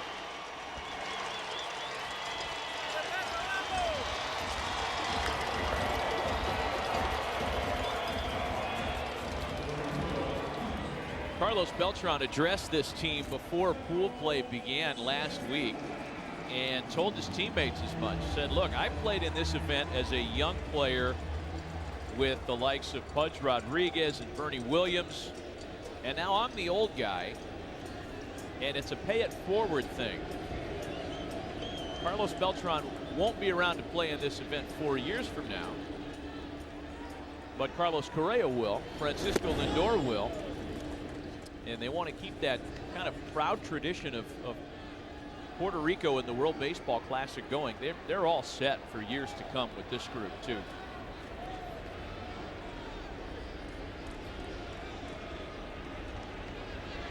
A Ball and no strikes. The count to Carlos Beltran.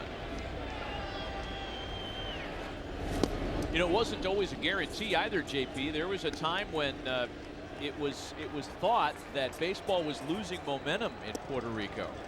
Well, quite the opposite now, Matt. And one note that I love here as we look at Beltran and Beltran on the same field, they rank second and third on a good news, bad news list. Most hits among active players without having won a World Series. The only player with more, Ichiro Suzuki. Beltre and Beltran. Well, I can tell you this, the two sneakiest offseason moves, the Houston Astros added 2 veteran left-handed hitters, and in this case a switch hitter and Beltran. But that's going to go a long way in their locker room. The one thing that I felt, and the one thing that people can't measure, is what happens to a club when you've got all kinds of numbers and studs and the statistics. You need that presence in a locker room, and they've got it now, and Beltran is going to add to what already is a very good young roster in Houston. Yeah, Brian McCann coming over this offseason. Carlos Beltran. You'd think, and it looks like they're healthy. A healthy Dallas Keuchel, a healthy Lance McCullers. I mean, their offense and batting lineup is going to be very difficult to navigate through.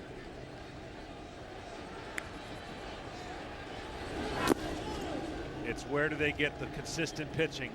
But they now have someone they can go to, someone that can speak to many different matters that happen in 162 games.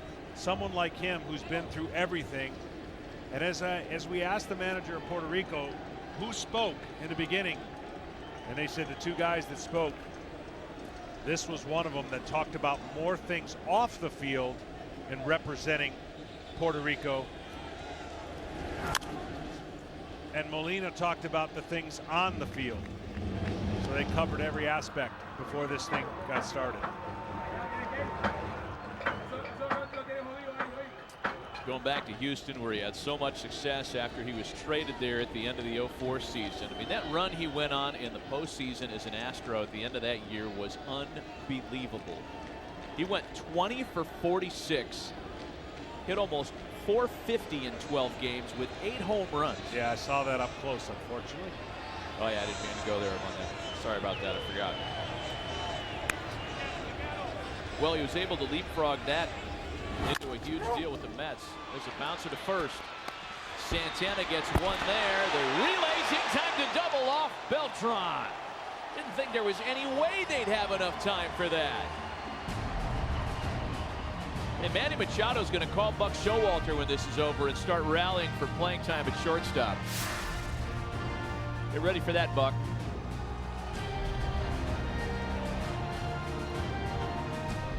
Oh boy.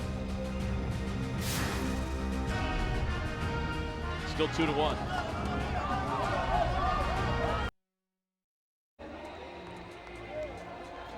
Still a 2-1 ball game as Puerto Rico goes to the bullpen for just the second time tonight. Hector Santiago was terrific over 2 2/3 scoreless baseball, and he hands it over to last year's Detroit Tigers minor league pitcher of the year. In fact, it was the second time in as many seasons that Joe Jimenez has earned that honor. Got into 55 games last year, over 3 stops in the Tigers system, and ended the year with a 1.51 overall ERA. Well, Cruz didn't like this. He thought it was down, maybe had a little bit of a beef. 3/4 delivery. Cruz the other way. That ball carrying, Rosario in the corner there to make the catch, and there's one away. They follow every pitch of this year's World Baseball Classic live with the MLB.com at-bat mobile app. Stay connected to the game's best players all spring and all season long with radio broadcasts and video highlights. Download MLB.com at-bat today, your #1 app for live baseball. And a reminder to join Major League Baseball in the new era as we celebrate opening day. Wear your cap on April 3rd and share a photo on social media using the hashtag #CapsOn. And Tune into all the action on April 3rd on ESPN, MLB Network, and MLB.com.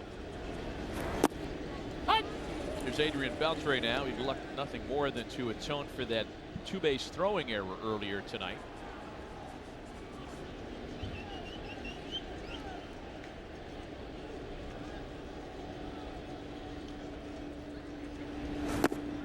Way out in front, and it's 0-2. Yeah, they've been rather quiet as the dugout of the Dominican Republic. I mean, they are known for every kind of excitement that something happens. They're up, they're cheering, and they're in a dogfight right now. They need something to go to kick this offense into gear.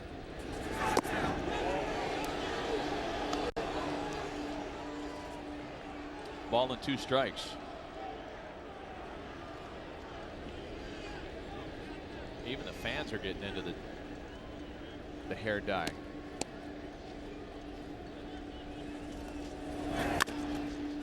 Beltre wraps a ground ball up the line for Correa. And there are 2 gone for Joe Jimenez. It's hard to imagine a guy like Joe Jimenez, who teams completely whiffed on as an amateur, undrafted out of Puerto Rico's baseball academy back in 2013. Guy's got a mid to upper 90s fastball, big time slider. He's been on the futures game roster each of the last 2 years, and with the seemingly endless Tigers bullpen issues every year, you'd imagine he'll have an opportunity sooner rather than later at the big league level. Here's Gregory Polanco now. He's trying to put together the first 1-2-3 inning of the game.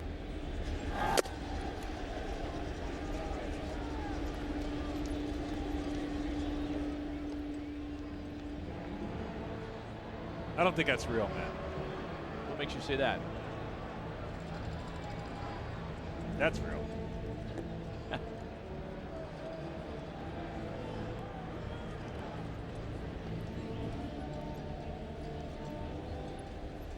This event bringing in countless streams of revenue to the downtown San Diego hairdressers.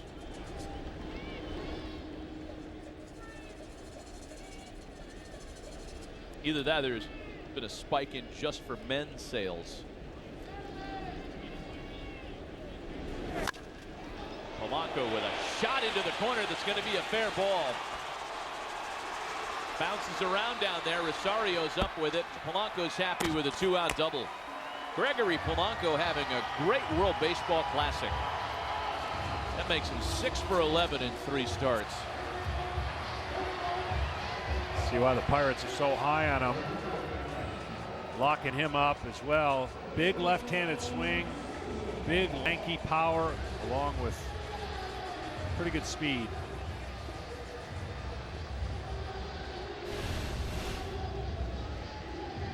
He tried to get it up. The ball goes down to a typical left-hander that likes it. To get the ball above his hands. Maybe that doesn't happen. The ball over the bag, but even though it went by the Rivera in foul territory. I thought that ball was going to hit Tom Halligan, the first base umpire, crew chief here in San Diego. Nimble.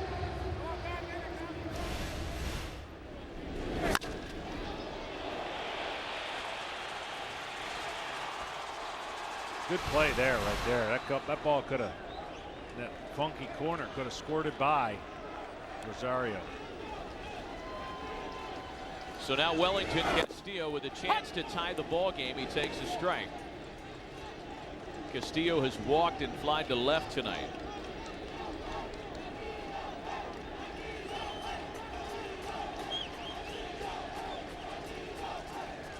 Polanco's the tying run at second with 2 gone.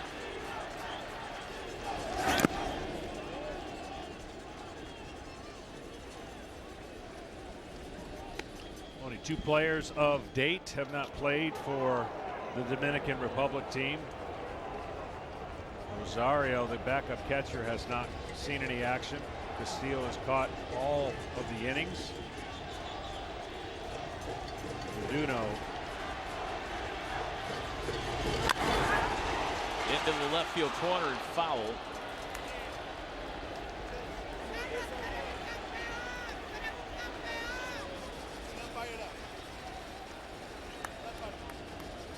A ball and 2 strikes to Castillo. Yeah, I'm a little surprised actually that we haven't seen Alberto Rosario at some point.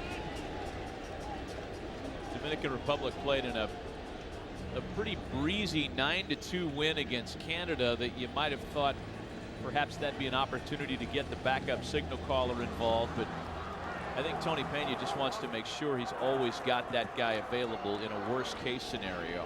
Either that or just give him the proportion he's used to for the Cardinals behind 0. Yeah, behind Yadier Molina. Next pitch for Jimenez, and a check swing, a called strike 3. Tying run left stranded, nothing comes to the 2-out double. Played 5.5, it's still 2-1 Puerto Rico.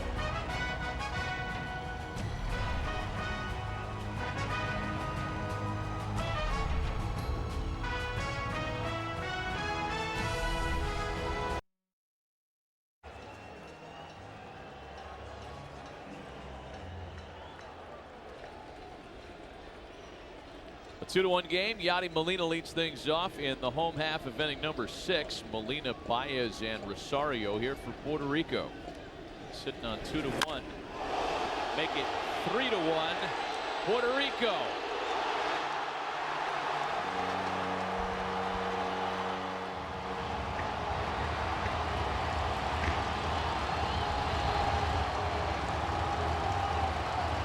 Second of the tournament for Yadi Molina.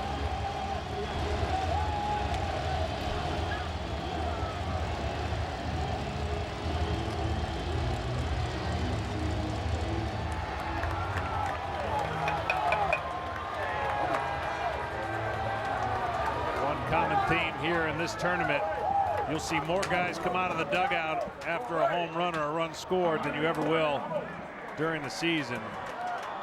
Looks like Yadi sat on a split finger fastball and got it. No doubt about it. So now Javier Baez.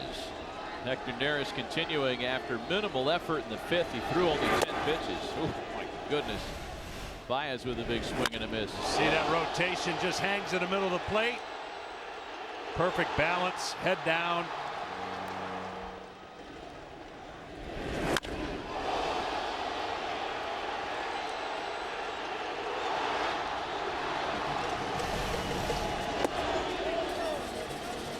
And Baez swung the bat, really trying to get out of the way, ended up swinging, and it's 0-2.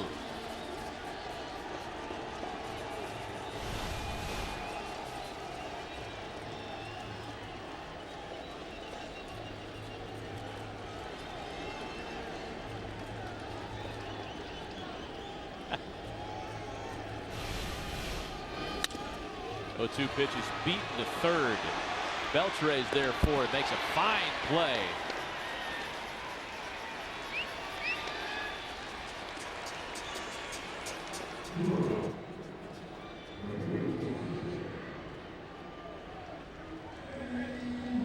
So 1 gone for Neris, and now Eddie Rosario, who has walked and doubled in a run tonight.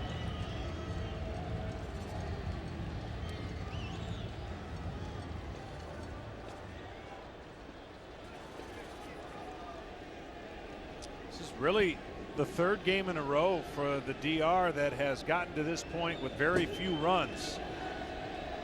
They took care of business against Canada early, scoring. Did not score until late against the U.S.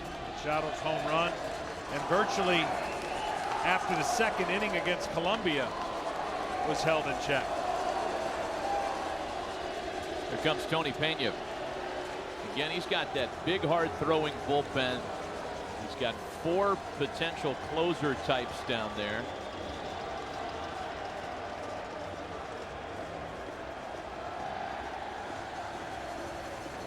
And that's going to be it for Neris.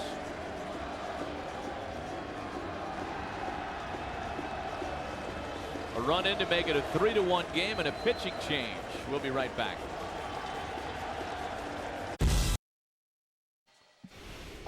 Well, we just saw the home run. StatCast powered by Amazon Web Services is going to give us the details. He knew it right when he swung.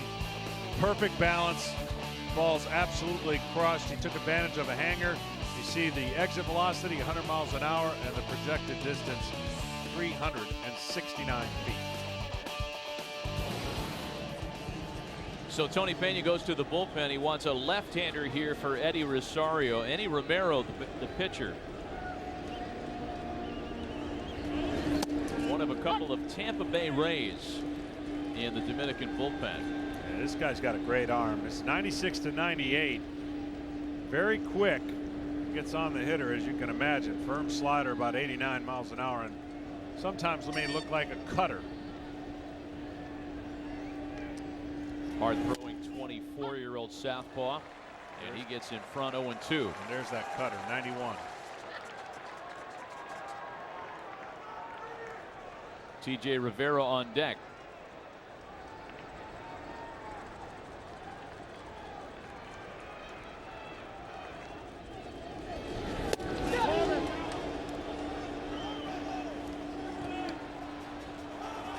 Joseph Colon up in the Puerto Rico bullpen. You know, your point earlier, John, talking about the Dominicans and their ability to come back. See another pitch that looked like it was off the plate. A lot of their damage in this tournament has been done 7th inning or later.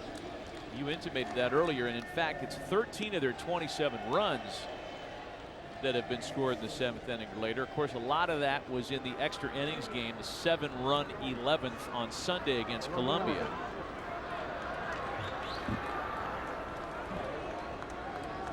Saw the previous inning, a little disgust from the DR on that third call strike to Castillo. So they want something given back to them that may be close.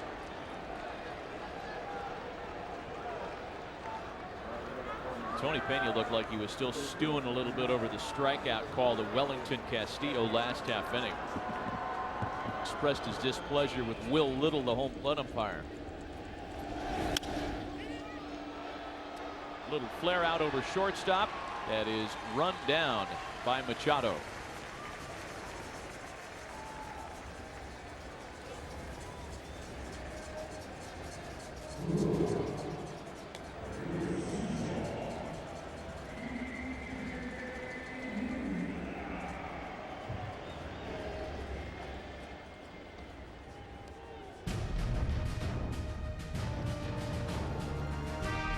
Well, these are the standings for the two brackets that are getting us into the finals in Los Angeles next week. We're just getting started here in San Diego. This is the first game of the pool, so no records yet. You see Cuba's really backed up against it. They take on the Kingdom of the Netherlands later on tonight on MLB Network.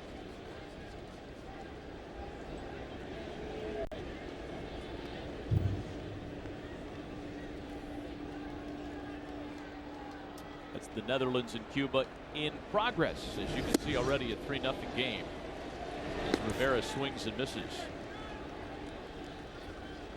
We mentioned Eddie Romero's numbers in Tampa Bay last year and billed him as a Tampa Bay reliever out of this bullpen, not noting that he was traded just a month ago. He's now Washington Nationals property.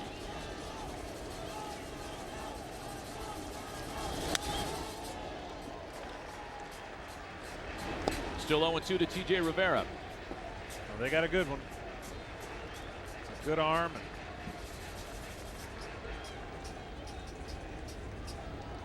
When the Dominicans bat in the 7th, they'll have the top of the order. Tony Pena has the luxury of a full, versatile bench as well. A group that includes Starling Marte, who is a non-starter, Jonathan Villar, Jose Reyes, and we'll get to that top of the 7th inning sooner than later. Big time work out of Eddie Romero. Nothing after the Molina home run, but Yachty's second of the tournament has made it a 3-1 Puerto Rico lead.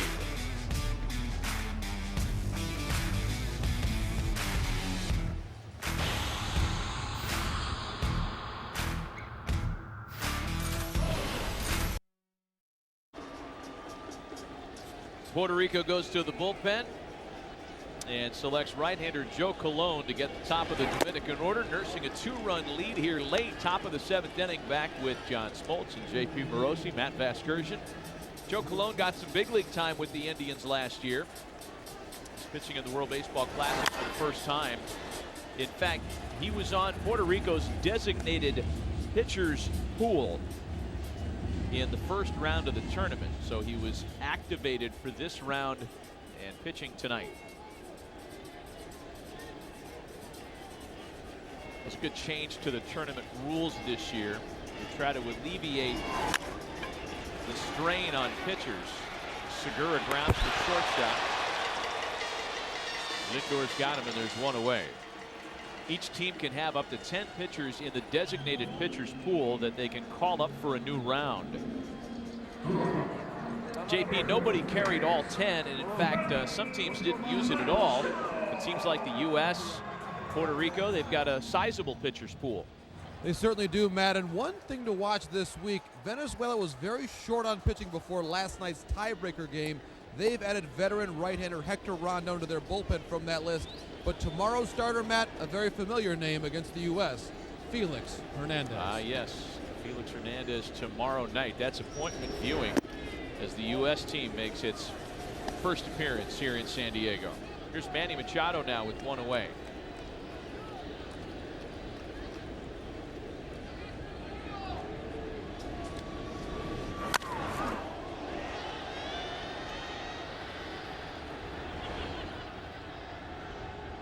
Everything Manny does, majestic fly balls. He's gained muscle, weight, turned those doubles into homers.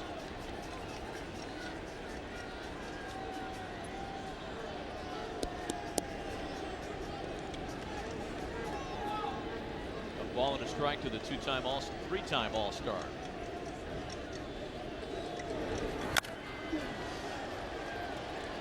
And he just missed that one. You can see him at home plate just grimacing, as that was something he felt he should have handled. You know, for all the firepower on this Dominican lineup, as you see Robinson Cano waiting next, if you take that 7-run inning away from them, and Machado's rung up. My goodness, this is some strike zone tonight, America. I'm gonna tell you something, that side of the plate has been very lenient, and there's no chance that Machado could hit this pitch.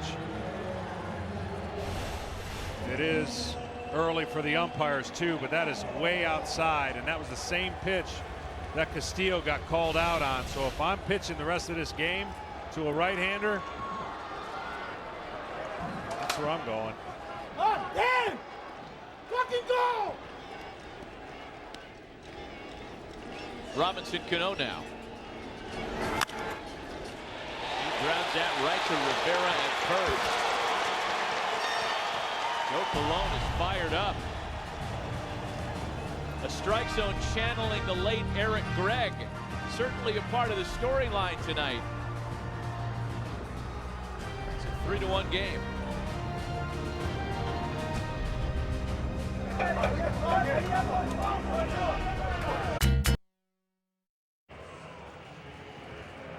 Controversial strike zone tonight. Competitive juices are flowing. Mics are live. We apologize for some of what you may have heard last half inning on a field mic, as play resumes here in the last of the 7th inning. Kike Hernandez is the pinch hitter who will open things against Eddie Romero, who continues. He retired both of the hitters he was called on to face in the 6th. A strike to Enrique Hernandez. The versatile LA Dodger. Play some second base, play all around the outfield.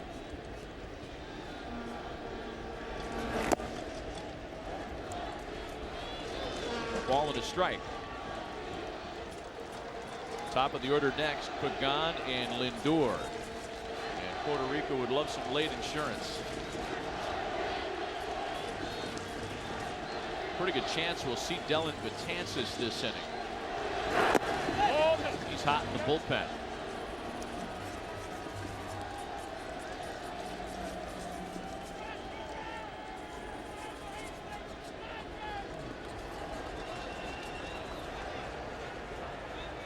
big Yankee. Big is right. Hernandez sets a fly ball the other way.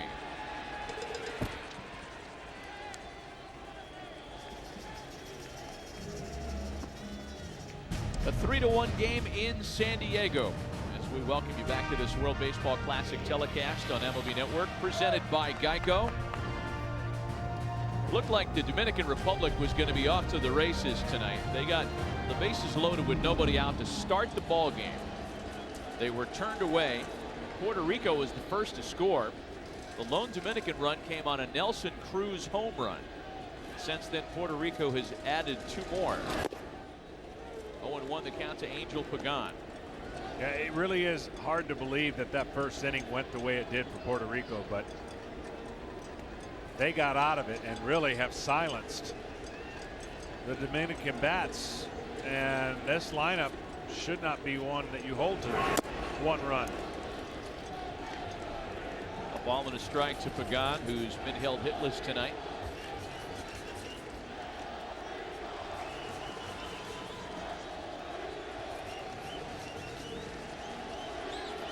Dominicans will have the middle of their order in the 8th.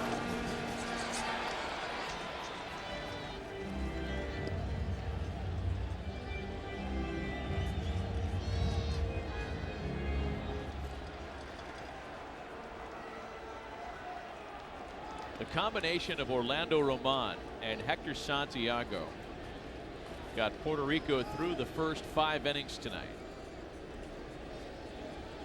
Those guys went about it differently, and both were very effective. 2-2.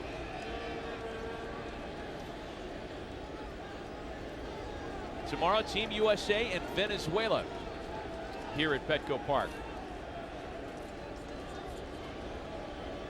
The Americans trying to advance to the semis for just the 2nd time in the history of their World Baseball Classic lives. That's back to Romero. And there are 2 away.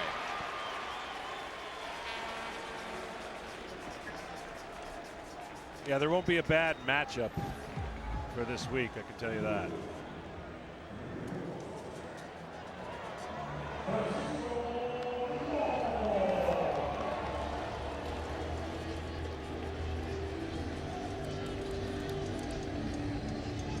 The Netherlands and Cuba, as we mentioned, are underway in Japan, with the Kingdom of the Netherlands on top 4-0. That's just in the 2nd inning.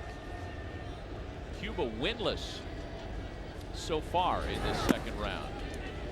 Here's Francisco Lindor now.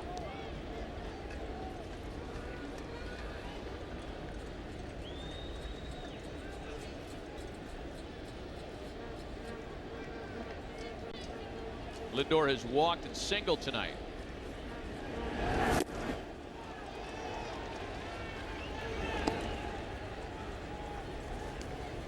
This game so far has had a much different feel for the Dominican Republic squad as to the 3 they played in Miami. The bat's not nearly as loud. 1-2.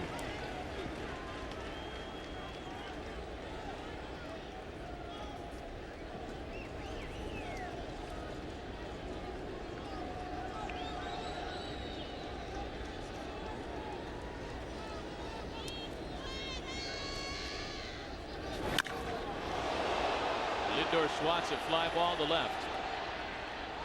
Bautista's got it. Bautista will lead off the top of the 8th. Middle of the order for Team Dominican Republic, trailing by a pair. Terrific, talented teams here, capable of winning the whole thing.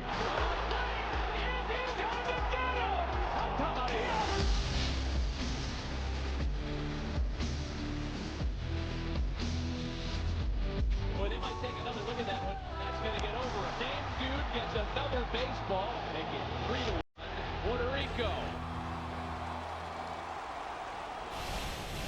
One of these teams is going to stay perfect so far in World Baseball Classic play, and it's Puerto Rico that's 6 outs away from being able to claim that very fact.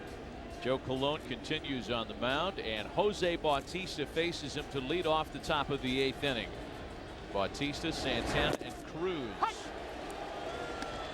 New center fielder as Kike Hernandez stays out there after pinch hitting last half inning.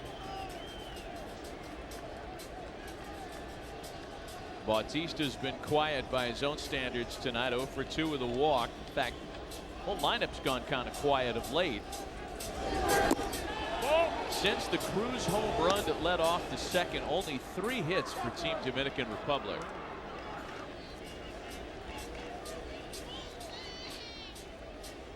Great pitch selection right there. Why not go to the well where you've been getting the call with 2 strikes?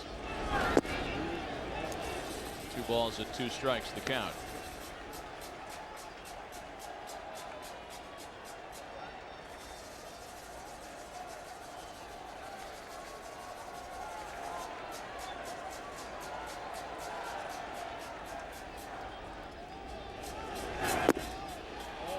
Bautista's been able to lay off those breaking balls. It's a full count now, 3-2. Yeah, that's great discipline. He's thrown them 5 in a row.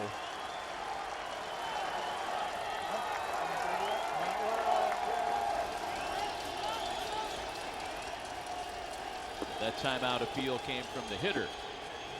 Normally you'd be tempted to sneak a piece of cheese by a guy like this after 5 in a row. I wouldn't.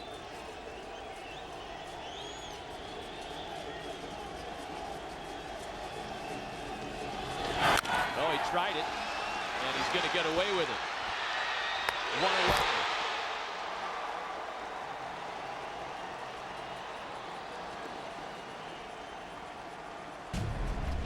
Well, nobody saw this one unfolding as a pitching and defense night, but that's in fact what's happened.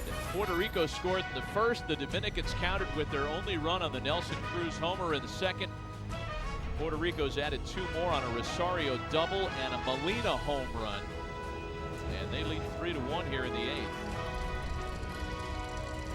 A lot of opportunities for the Dominican Republic. 0 for 11 with runners on base tonight. And now Carlos Santana with 1 out and the bases empty.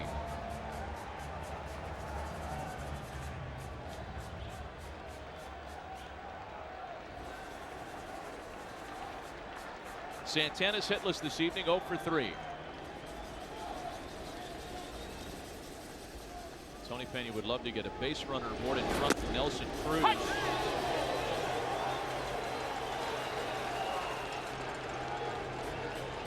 Is this the kind of night that has you thinking about making a comeback, John?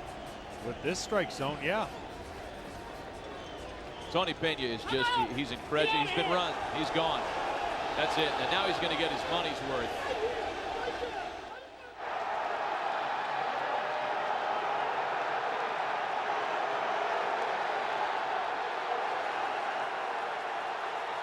This was a slow boil. Tony was super frustrated on the Wellington Castillo called strikeout in the 6th. And Will Little let him vent a little bit and then told him to knock it off. And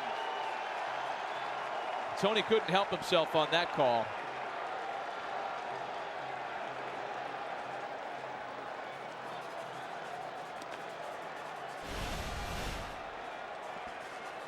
I mean, it's just not a good call, and it hasn't been consistent. And you're talking about guys who know what the strike zone is. And as you mentioned, Tony had enough of it on behalf of his team. He's watched a couple crucial 3-strike calls on pitches way out of the zone.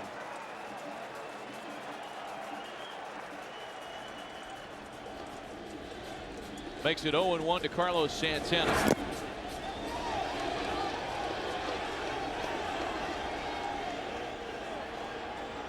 Now, pretty much the left ear of the umpire is going to be in that duck out.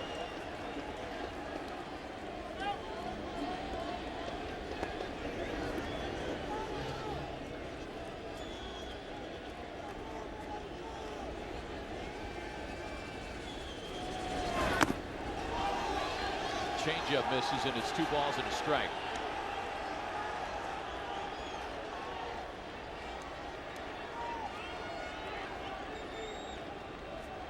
It was just leading up to that moment.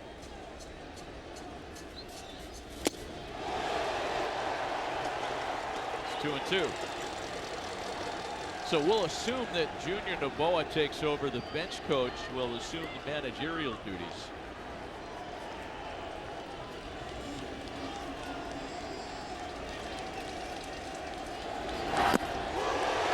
Got it.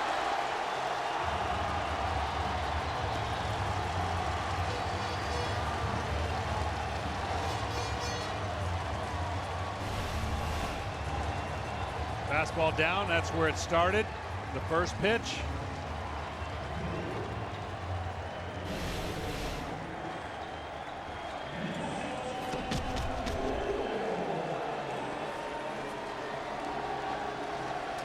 So here's Nelson Cruz now,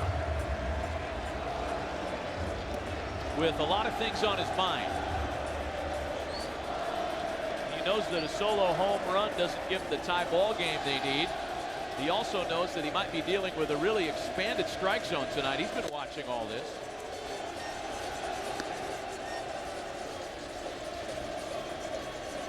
Puerto Rico is 4 outs away from doing something that no World Baseball Classic team's been able to do to the DR since 2009, and that's beat them.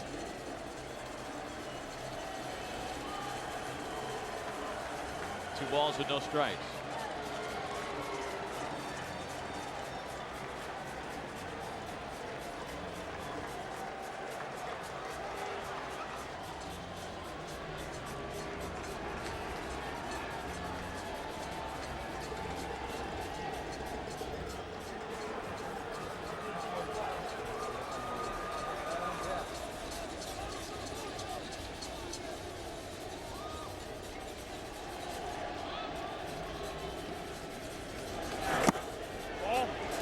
Three balls and no strikes to Nelson Cruz now. Adrian Beltre waiting on deck. Beltre really hasn't gotten it cranked up in the tournament yet. Here's the 3-0 home to Cruz.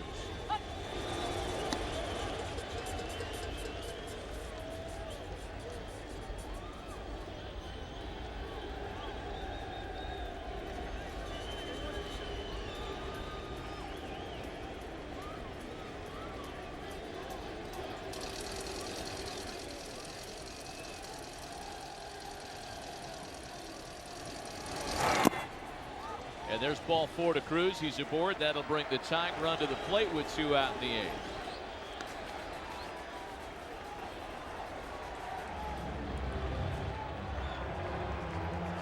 And Edwin Rodriguez wants to make a change for Adrian Beltre. Boy, you get the sense that Colon really wanted to finish the inning, of course.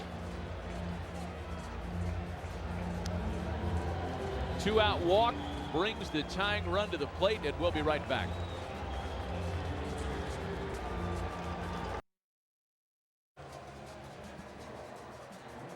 Well, here's the situation. Adrian Beltre, the batter representing the tying run. He's going to have to dial it up against one of the hard Puerto Rican throwers as the potential tying run here. This has been a lot of fun to watch, but not for the reasons we thought, John. Exactly. I mean, it started out in the first inning where we thought the Dominican were going to get rolling, score some runs. They haven't.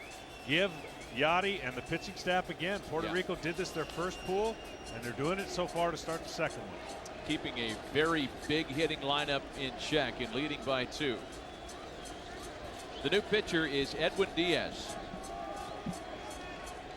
Just 22 years old, but with plenty of closer's experience. It came with last year's Mariners. Came up all the way from Double-A in June. Became the M's closer when Steve Cishek was demoted in August. Throw down to second base is in plenty of time to get Nelson Cruz, who never had a chance. That had to have been miscommunicated somewhere along the way. They were baiting him by not holding him on.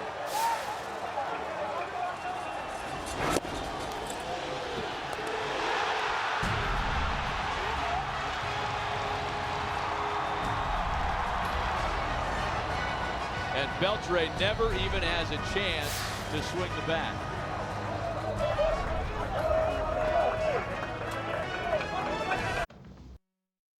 Last of the 8th inning. And Carlos Correa leads things off for Team Puerto Rico against the big Yankee Dellin Betances.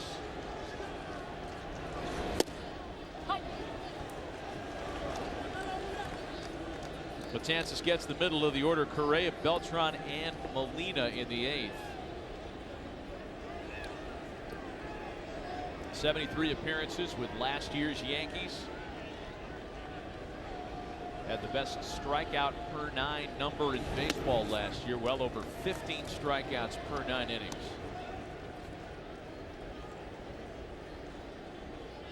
Amazing how big he is and how hard he throws, but he relies primarily on his breaking ball.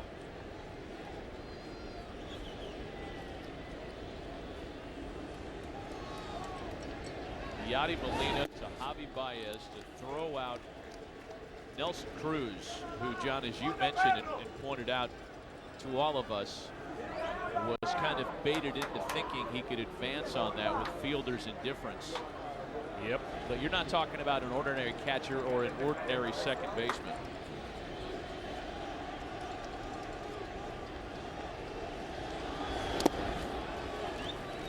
Three and one.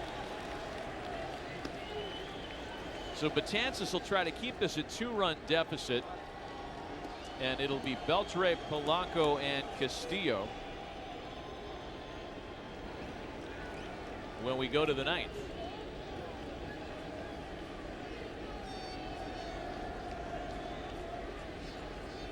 Single and a walk for Carlos Correa tonight. He takes a strike and it's a full count.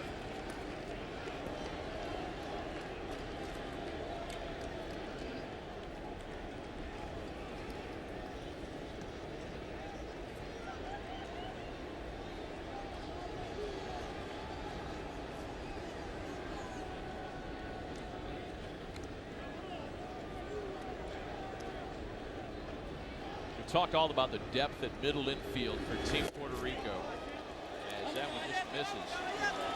And it's really apparent on the defensive side. Some spectacular defenders. Well, you're never going to see this too often, but on this caught stealing, I want you to watch Baez right before he gets the throw. Already congratulating Molina on the throw. Didn't ever even look at the tag. This guy is one of the best at tagging the would-be runners, but this is unbelievable. Like Magic Johnson, no-look pass. That's a no-look tag. It's worth another look as Carlos Beltran takes a strike. I mean, he starts pointing right now, and he's not even looking at the ball in the glove. It's just, he's very talented. You know, last year when Joe Madden started talking up the virtues of him as a defender, Correa runs. Tag on him is in time to get him. The Wellington Castillo says, I can throw too. Well, Castillo, the only way he's going to get this guy, he makes no movement. He throws from his knees. So the pitch is inside. Another perfectly placed tag by Machado. Watch this pitch. He reaches and throws from his knees. One hop. Gets him.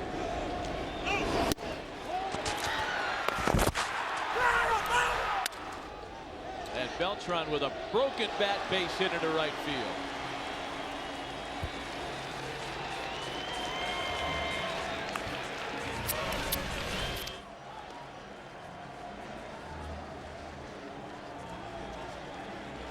Right in the nick of time. Gets his leg out of the way. Well, maybe he doesn't get his leg out of the way. It goes into his leg first. Wellington Castillo's good back there. He's underreported as a catch and throw guy. His pop time was one of the best in baseball. As Molina fouls off the first pitch. 1.93 seconds to second base. That's the 4th fastest among all catchers who had at least 15 tracked throws. And Betances doesn't exactly get rid of the ball at a really fast pace because he's so tall, but he does throw it firm. You know, I want to get back to what we were talking about regarding Javi Baez. And you and I were in a lot of these same conversations with Joe Madden when the Cubs manager started talking up the virtues of Baez. You know, you're used to a manager pumping up his guys. He wants to put the message out there with the writers and broadcasters that, hey, my guy does a lot of things you might not be aware of. And when Joe started talking about what a great tagger he was, we all kind of looked at each other like, great tagger? What are you talking about? And then you go back and look at the tape, and you see it play out in front of your very eyes like that play we just watched. And indeed, I don't know that I've seen anybody that quick, that nimble with his glove hand before. No, and his dominant hand is his glove hand, which is part of the reason his manager was talking about. And if I'm not mistaken, I think he does a lot with his left hand, which would be his glove hand. And that becomes natural to him on being able to just, it's not just an Olay tag, it's a literal boom, boom, so quick that he catches it and finds the spot. He'll do it at third base, he does it at first base, second or short. Molina with a bouncer over the bag. Cano, an easy double play chance to set up the Dominican Republic for their last chance tonight. To the top of the ninth, 3-1 Puerto Rico. First things first. Well, Edwin Diaz will continue and look to close things out here in the top of the ninth inning. Bottom third of the Dominican order. Adrian Beltre was at the plate when Nelson Cruz was caught stealing to end the eighth. And it may come of interest to learn that Adrian Beltre has faced Edwin Diaz once. It was in the bottom of the ninth inning in a game last year in Arlington, Texas. Beltre got on base. The next batter was Zaruk Neto-Dor, who hit a walk-off home run. Beltre trying to get on base here to give his chance at least his team at least a chance to tie this one in the ninth.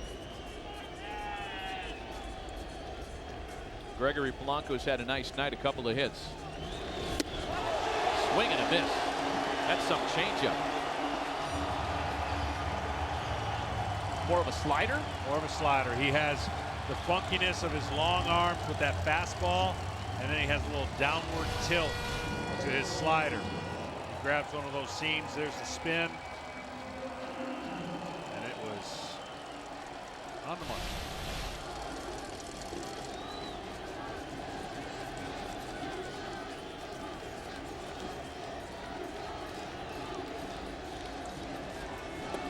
Gregory Polanco now.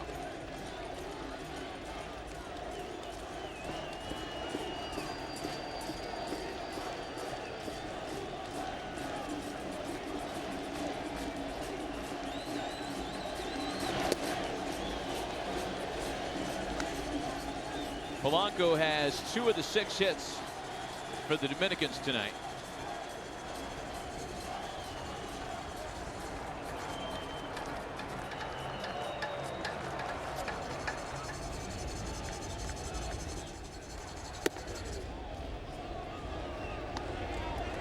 Two balls and no strikes.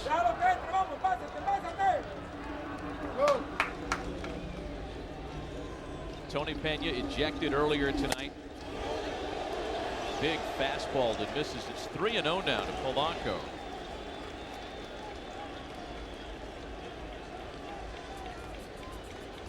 Both Puerto Rico and the Dominican got through their first round undefeated. 3-1. Just the way that Yachty sets up, makes a pitcher want, and he entices the ball with his hands and his glove. Man, there's ball 4. The tying run steps to the plate.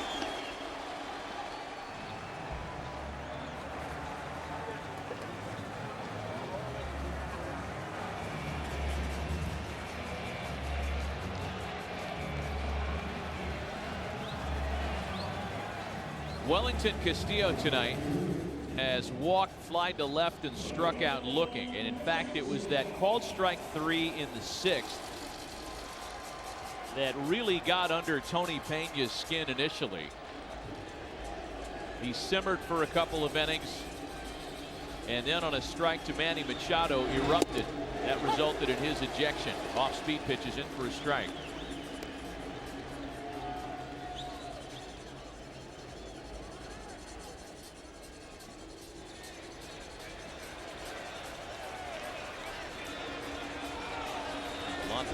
setting up way off the plate. So here's what it looks like. We've got them put together for you. Here's the first one on the outside part. That one started it all. Castillo's like, look, I've been behind the plate. I know what that is. And then the second one way off the plate.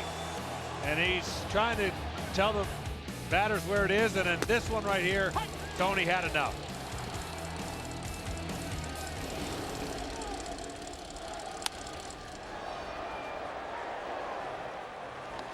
Still 0-2 to Wellington. Castillo. Gene Segura waiting on deck. It's been 2,929 days since the last Dominican Republic loss in the World Baseball Classic. Got to go back to 2009.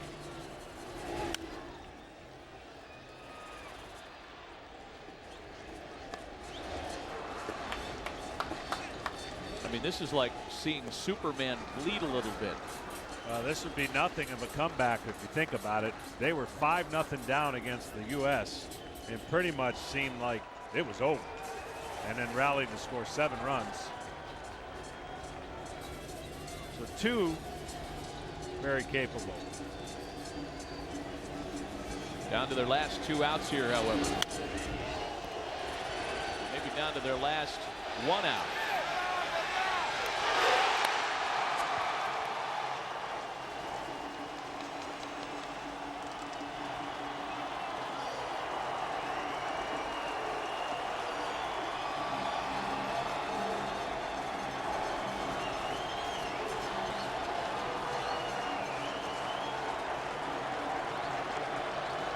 Well, Edwin Diaz gets to face his newest teammate here.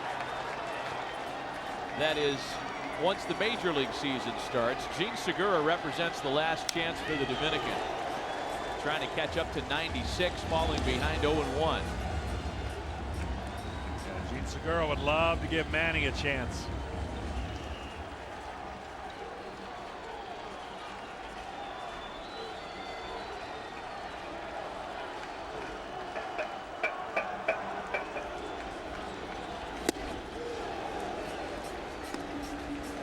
This was the team that Puerto Rico couldn't get past in last year's finals in San Francisco.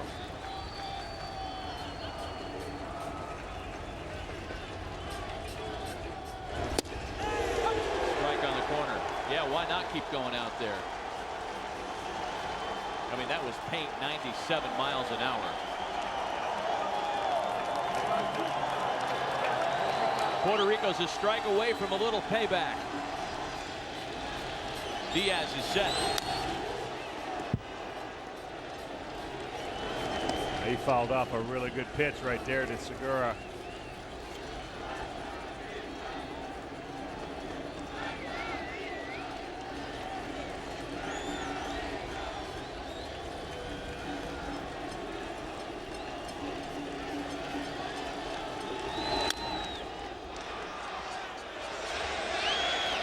Juan Samuelkin's still picking, by the way.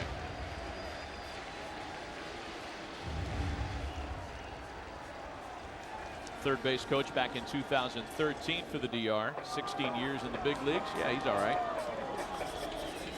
Still the ball and 2 strikes to Gene Segura. And that's going to do it.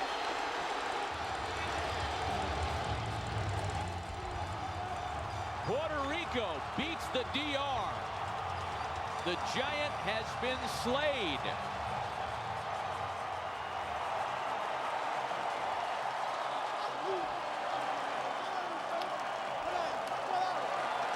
Big time combined pitching effort.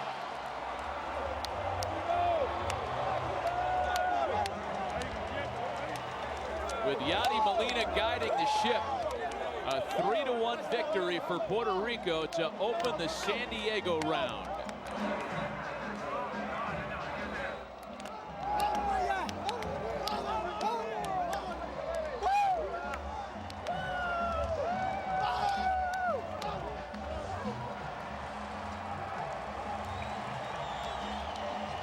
One-man wrecking crew right there tonight was Molina. He did everything he had to do. Hit a homer. Enticed his pitchers. there might be some conversation about the strike zone, but for me, the Dominican Republic in the first inning has that inning to talk about why they came on the losing end. Yeah, I mean, even on this is the call that ended the game, John. It's, I mean, the high quadrant of the strike zone. All right. At 99, by the way.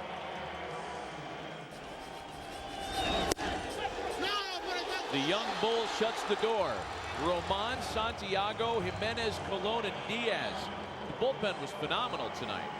6 1/3 of scoreless baseball.